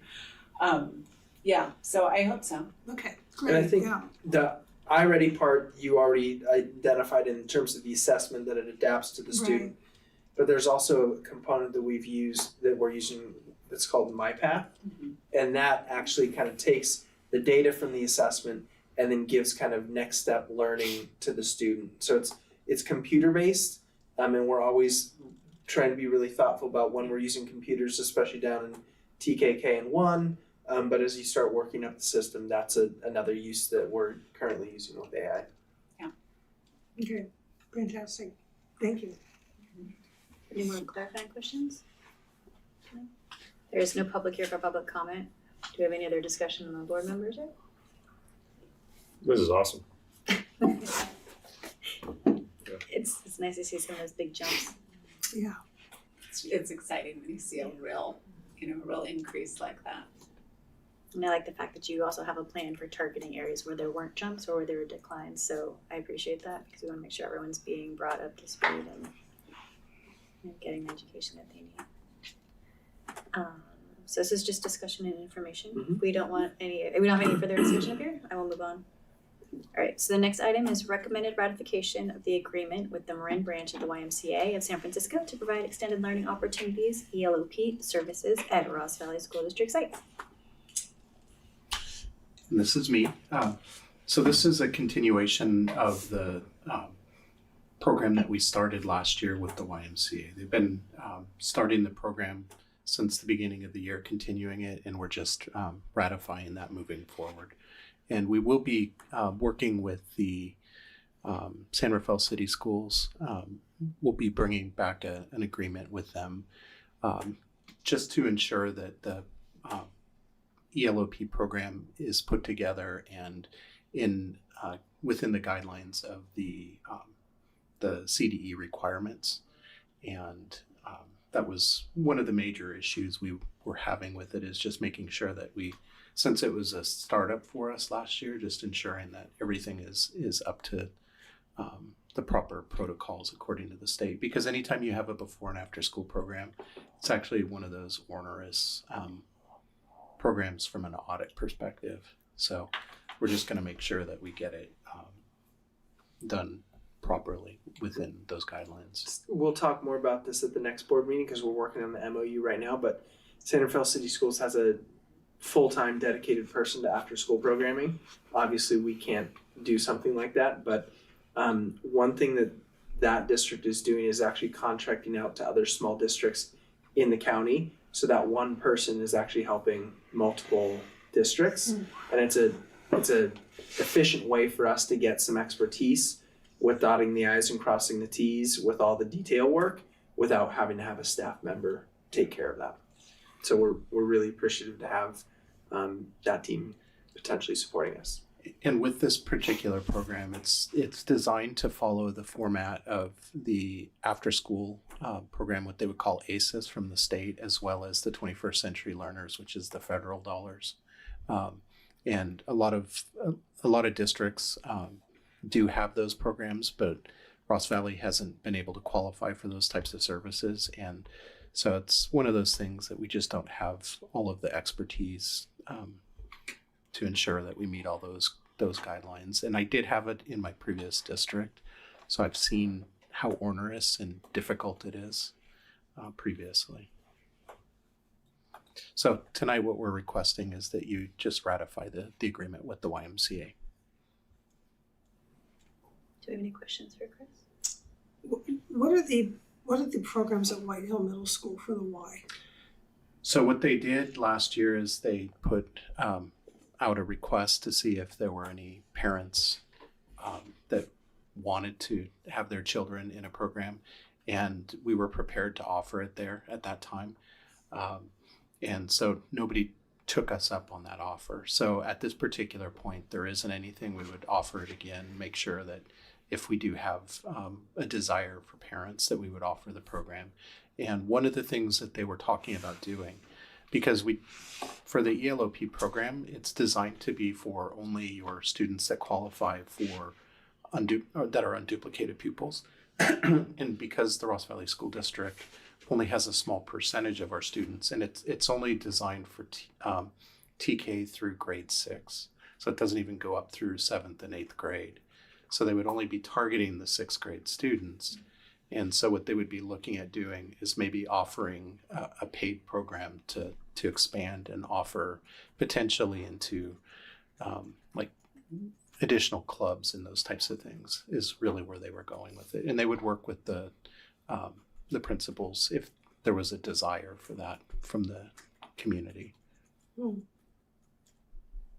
So let's just say hypothetically that the need was really to have a coach for the 6th grade girls basketball team that they couldn't fill.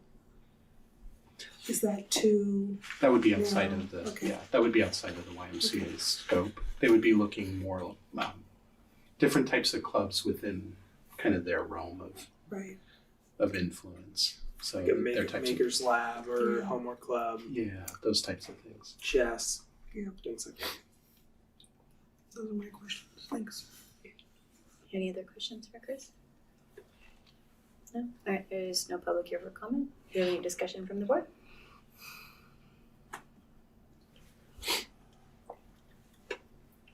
All right, if there's no discussion, I'll entertain a motion. I'll recommend that we ratify the agreement with the Marin Branch, the YMCA of San Francisco, to provide extended learning opportunities services to eligible Ross Valley School District students. I'll second that. All right, motion and a second. Daniel? Aye. Chris? Aye. Ryan? Aye. Rachel? Aye. All right, we have ratified that. Thank you, Chris. Moving on, as the recommended approval of demographic analysis and enrollment projections to be performed by King Consulting. That is also Chris. Yes, that's me as well. As you'll recall, 2021 was the last demographic study that we did, and the information that they gathered at that time has become outdated. We have been using that data to build our budgets in terms of looking at what our student generations are by grade level, et cetera. In this particular year, we've noticed that the data became less accurate, let me put it that way, and just because of the length of time since the last study was done. So what we're bringing forward tonight is to just update that information. And King and Company had done the last demographic study.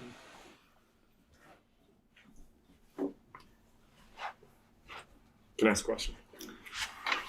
So it was done in 2021. Yes. So we're doing this now in 2024, maybe 2025. Yes. But it's a 10-year enrollment projection. Correct.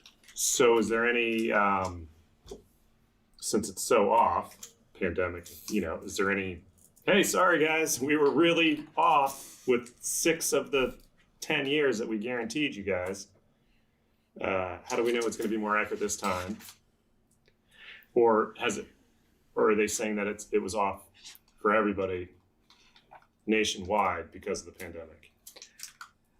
In terms of our projections, when we were looking at it, it's just that the students that were coming in were different. We did have a change in the demographics of the community as a whole.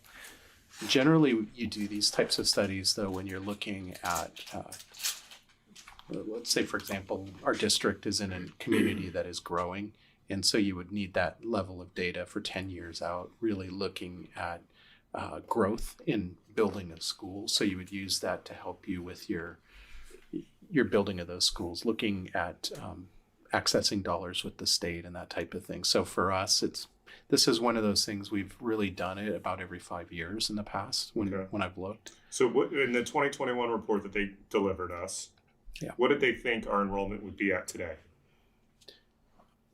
They always give you 3 different ranges. Okay, yeah, makes sense. They give you low, medium, and high.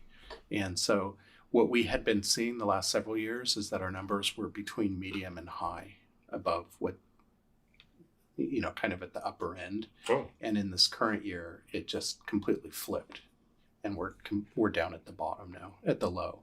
And so when I'm saying that it's not quite as accurate, it's looking at that level of data where you see some skewing from one year to the next. And part of the reason I wanted to bring this to the board was in 2021, specific to San Anselmo, there seems to be a lot of folks that left the city and moved here in that pandemic era. And some of the anecdotal data that I've heard from folks is there's a lot of younger kids in our neighborhoods. And I think just getting a more accurate, updated version of our demographic study that is post-pandemic and post folks moving from the city to the suburbs might give us a better way to project. We're not way off. I think we were right below the moderate projection that King gave us, but this will help us, I think, have a more accurate number moving forward. And so when we're looking at and doing our own projections as well, we're looking at how they're showing our growth patterns are with the data, but then we're also looking and building it based upon what we would consider to be our cohort. And so we were talking about cohort, looking at data and moving kids along for test scores. We do the same when building our budgets based upon demographics. But you answer my question. If on average we should relook at this every 5 years, even though they're doing a 10-year enrollment projection? Yeah. Okay. I don't think we would bring this to you as soon as we're bringing it to you if it hadn't been for the pandemic. So when we do this one, I don't think we'll bring it back to you in 3 years or 4 years. We might wait on it a little bit longer unless some other moving pattern happens between now and then. Yeah, my neighborhood's a very good example of that, where when I moved in 5 years ago, there were no kids on the street, and now there's probably 10 kids under the age of 10. So it was a definite shift. All right, so we have no public here for public comments. Do we have any discussion up here from the board?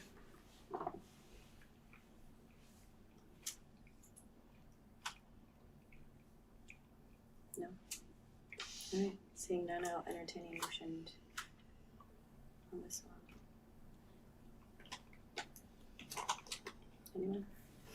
I'll make a motion to recommend approval of the demographic analysis and enrollment projections to be performed by the King Consulting Group.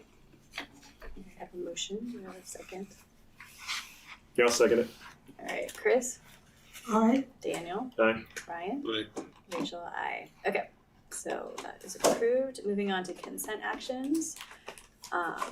We can approve all of these in one motion unless anybody would like to pull one out for discussion or questions. All right. Any questions? All right, and there's no public here for comment, so I'll entertain a motion on consent.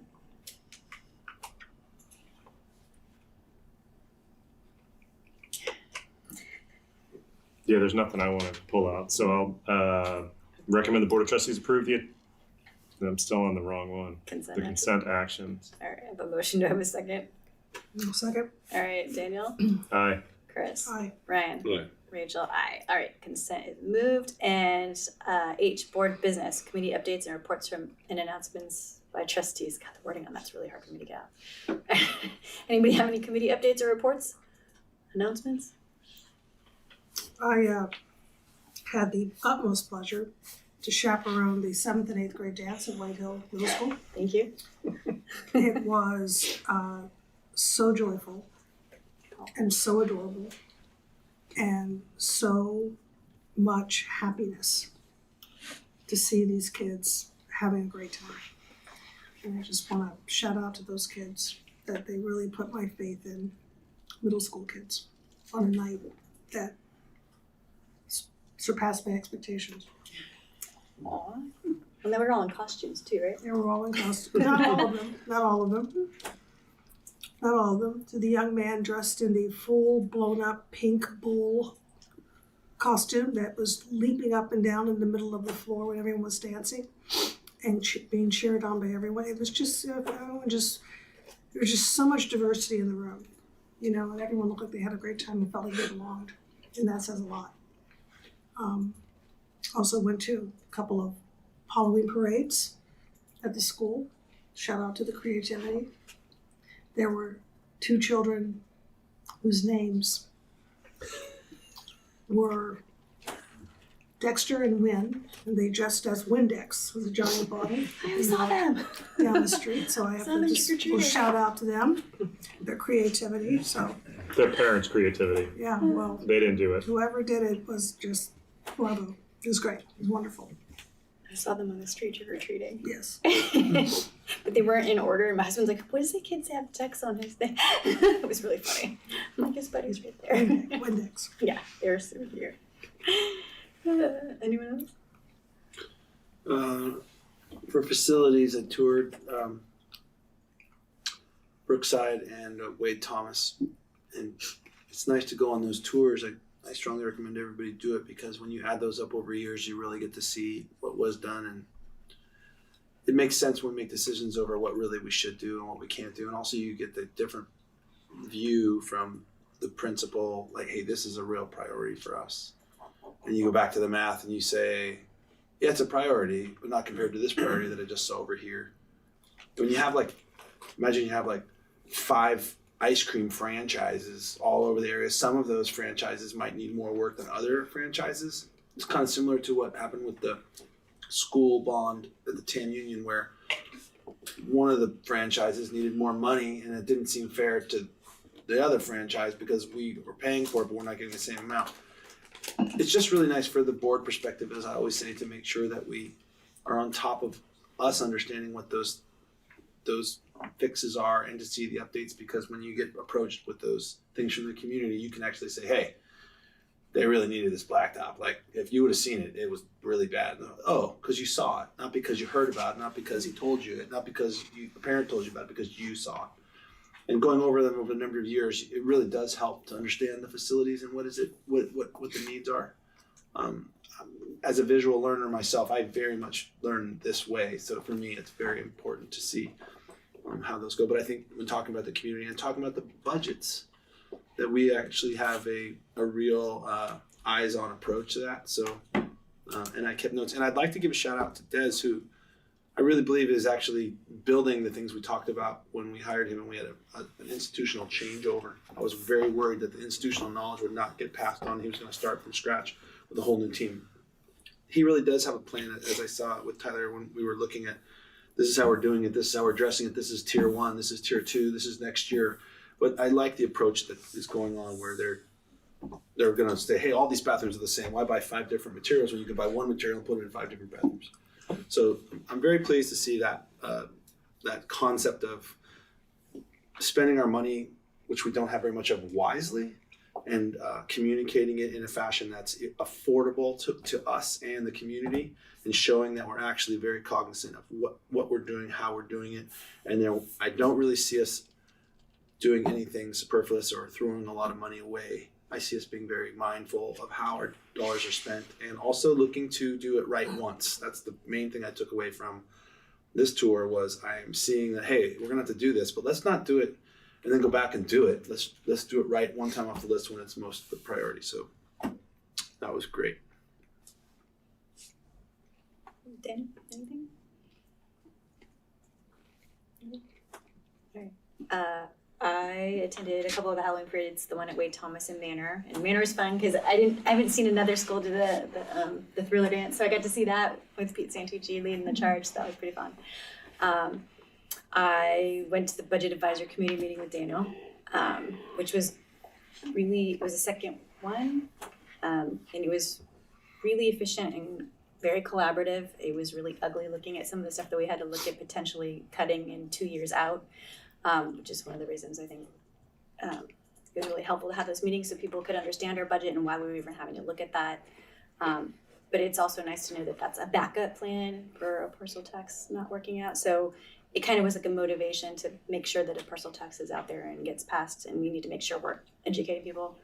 I want to jump in. It was also great to have so many teachers and staff present. It's like, hey, I think we should do this. Teacher's like, no, we can't do that because of X, Y, and Z. Staff said the same thing. So it was a really good community and on the booths, on the ground, experts weighing out these options. Yeah. So that was a nice job for all the teachers and staff that came out for that. Well, particularly if you see just like, hey, there's this one thing, do you want to cut this or not? And when you hear the repercussions, and it's not just affecting one school, it'll affect all the schools, and like a lot more children than you'd expect. It's like, whoa, let's pull this off the table. Yeah. So it was really good to have that perspective. And same thing with the special education Exactly. session. So a lot of staff, a lot of teachers attended that as well. Sorry, I'm jumping in on yours. No, that's fine. We were nicely both done. Both of them. To get everybody involved. Yeah, I was really, I mean, the Marin IJ covered the special education town hall, but it was just really nice to have everybody there and just interested to hear what we're doing, hear from them. I thought that was really important. It had never been done since I've been here, and I think it was really important. I do want to hear what everybody in our community has to say, and it was just really helpful, and I think it was really collaborative and productive, so I'm looking forward to seeing something come of that. We also had a parent guardian equity task force meeting, which Deborah McKnight was facilitating. And that we had a goal of choosing 3 to 4 priorities from the mission statement, the racial equity mission statement, to focus on for this school year so we can have actionable items but not be overwhelmed by a 2-page legal sized document. And so that was a really productive meeting too. I think we probably gave Tyler 3 to 5 ideas of where we need to focus that in the classroom. And then last night we had a YES board meeting.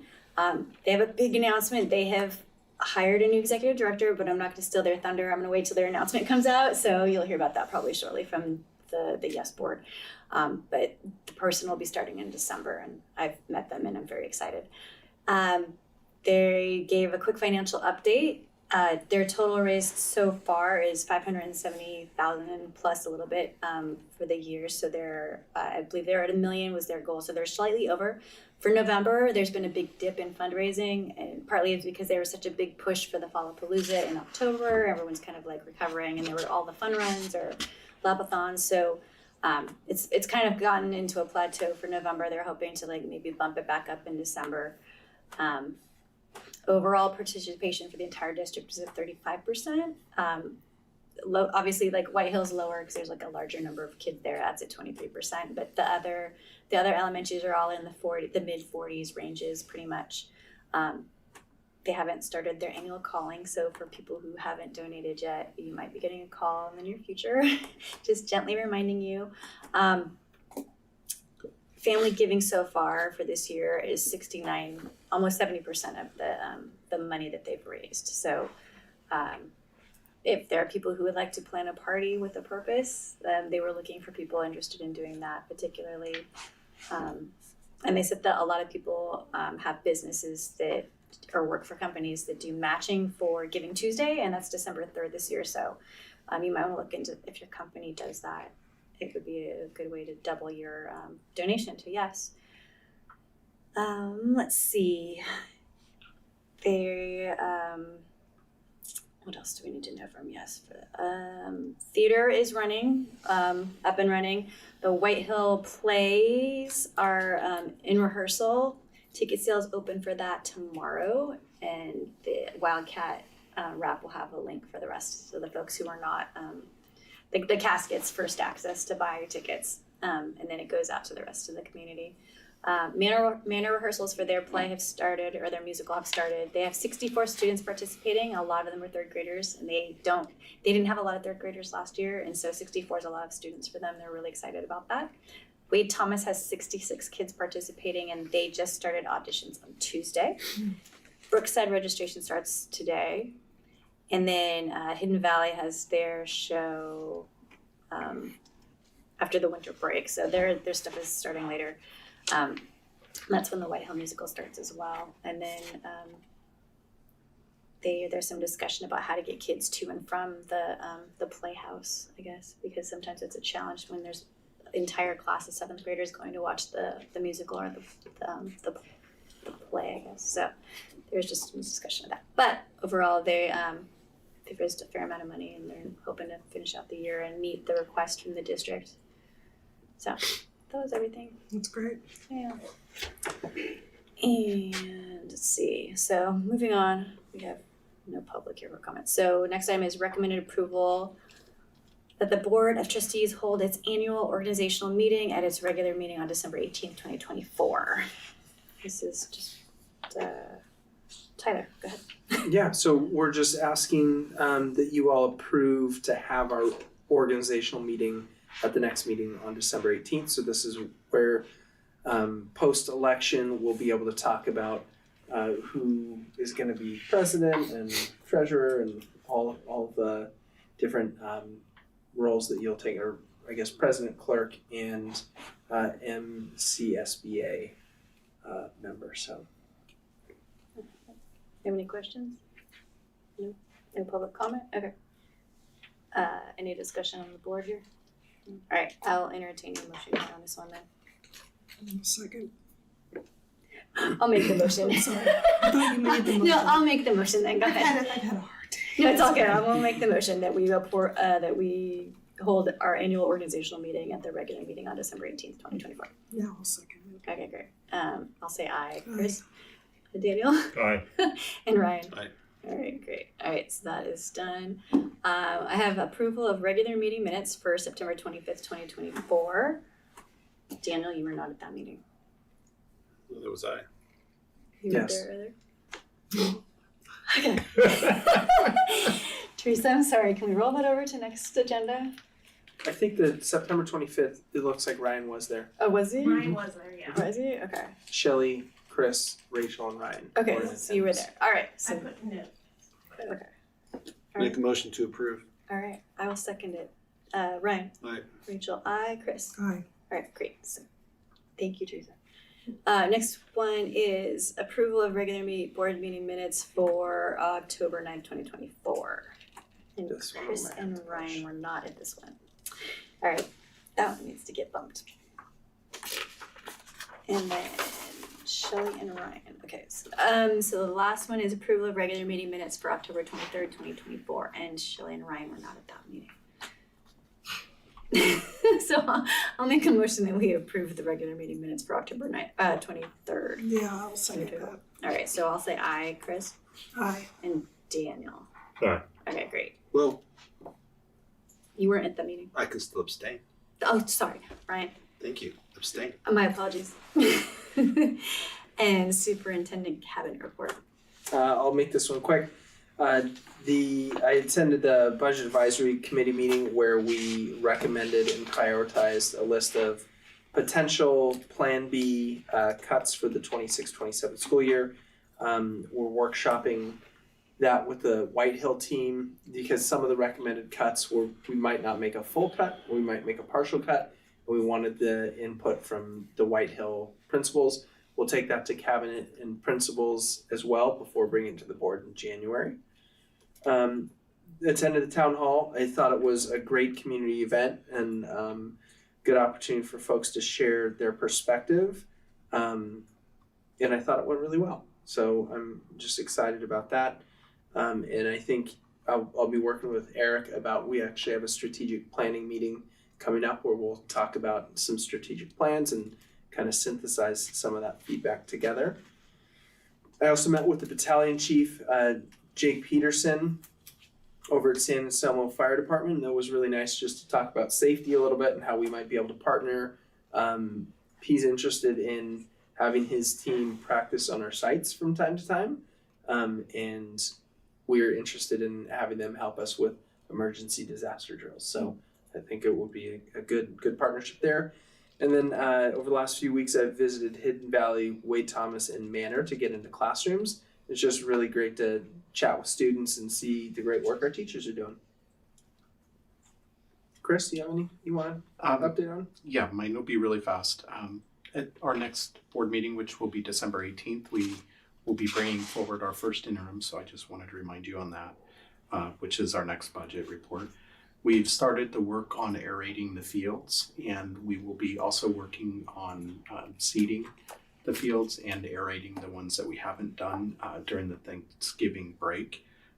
We also have been removing the backboards today at Manor, and we'll be putting on backboards that are that adjust for size. So we had backboards that did not adjust, and that was a real community issue in the last several years. So we have been addressing that. So, and that's it for this evening. One other thing I want to add to the White Hill field is an interesting idea that came up during our Hidden Valley school walkthrough was actually having owl boxes placed near the fields, and when the owls eat hundreds and hundreds of gophers a year. So we're working with an organization called All About Owls, and for a relatively nominal fee, All About Owls, and they are going to give us, or we're going to purchase 6 owl boxes. We'll install 2 at White Hill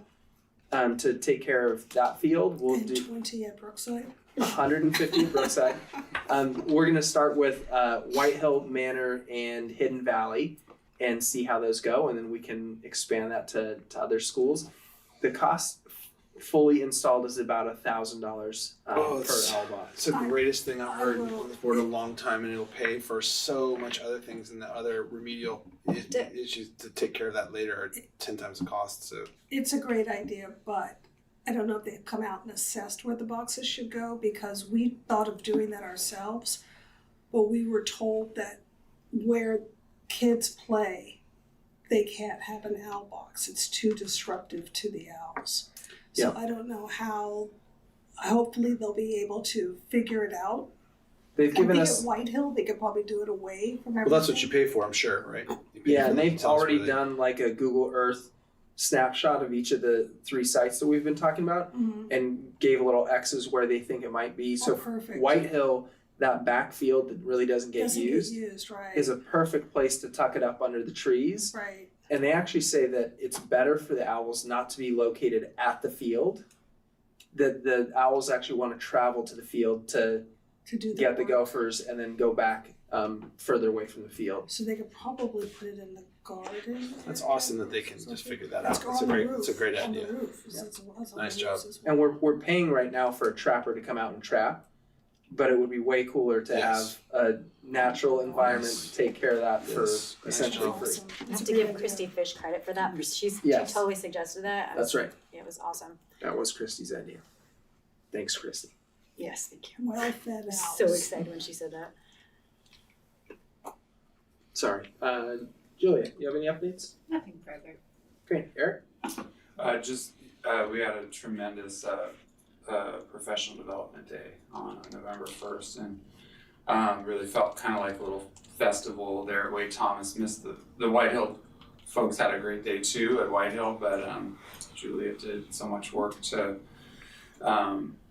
coordinate all the mini parties, and special ed specifically focused on legal training around building goals.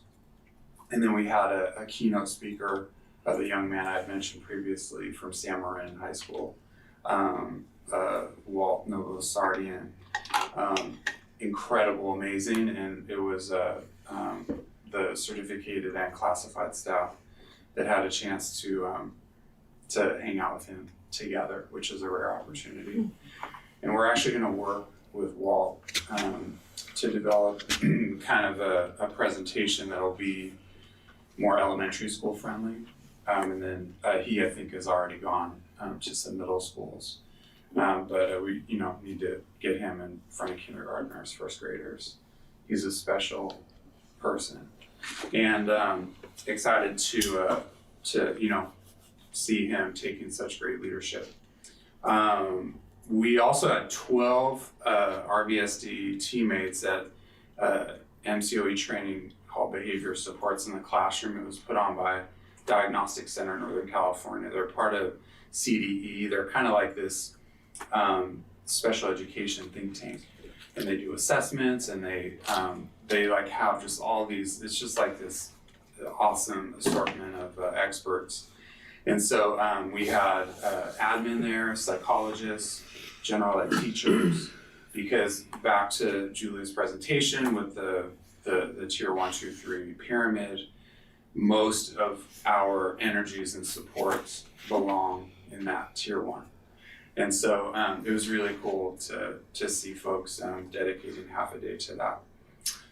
Chris and I have been started a 3 training marathon for Title IX. Maybe we'll be giving the trainings, down the road. Chris, you and I, we could do a road show. And the step 3 for the disproportionality work is due early December. So this is where we take those root causes we identified, put it into an action plan, and then how we'll utilize that 15% of the federal funds to support that, which is a general education tier 2 plan. So, and I'll be following up with trustees to give updates into the new year on that. So, thank you. Thank you. Next item is J, continuation of closed session, which is not needed, so we will skip to K, meeting review. First one is future board topics and board direction. Do we have any new topics we would like to mention or have things explored? Do we think we need to be in front of any impact of the potential of losing the Department of Education at the government level? We don't have to go into it now, but maybe as... JLAC talked about that this morning. Okay. So with Paul Frost Group, so they had some information. Tyler, were you on that one? Yep. And so our representatives there on top of it, as well as just what's going on in the state of California. Yeah. And so they were addressing that this morning. So, okay. Do they have anything written you could forward to the rest of us or to? The gentleman and Mr. Ball or Mr. Frost spoke, and he said historically, Department of Education started under Carter, always been a bit contentious. Mm-hmm. It doesn't affect K through 12 education as much as it will affect higher education. Mm-hmm. Couldn't go into the details. Something about the funding. Some of the funding that would be impacted would be like our title dollars for EL students or special education funding is a federal flow of money for us. One thing, a takeaway that I had from the Ball Frost group was really that it's a good talking point on the campaign trail, but way harder to do in real life. Yeah. So he doesn't really think that it's going to happen. It was more of a political talking point rather than something that can actually get done. But this is a conversation that's happening at the superintendent level about, okay, what if, and what are the implications? Yeah, I think it would be great, for us to have that as something to visit if it becomes an issue that the community needs to be aware of our funding, because I wouldn't put anything past the ability to get things done with a Republican Senate and Congress and the current administration coming in. And I speak from current experience as to an agency that is about to be revamped. So. I appreciate that. Okay. We can bring something back to the board if it's relevant once we have more information. Yeah. Any other board topics or board direction you want to give? Okay. Meeting debrief.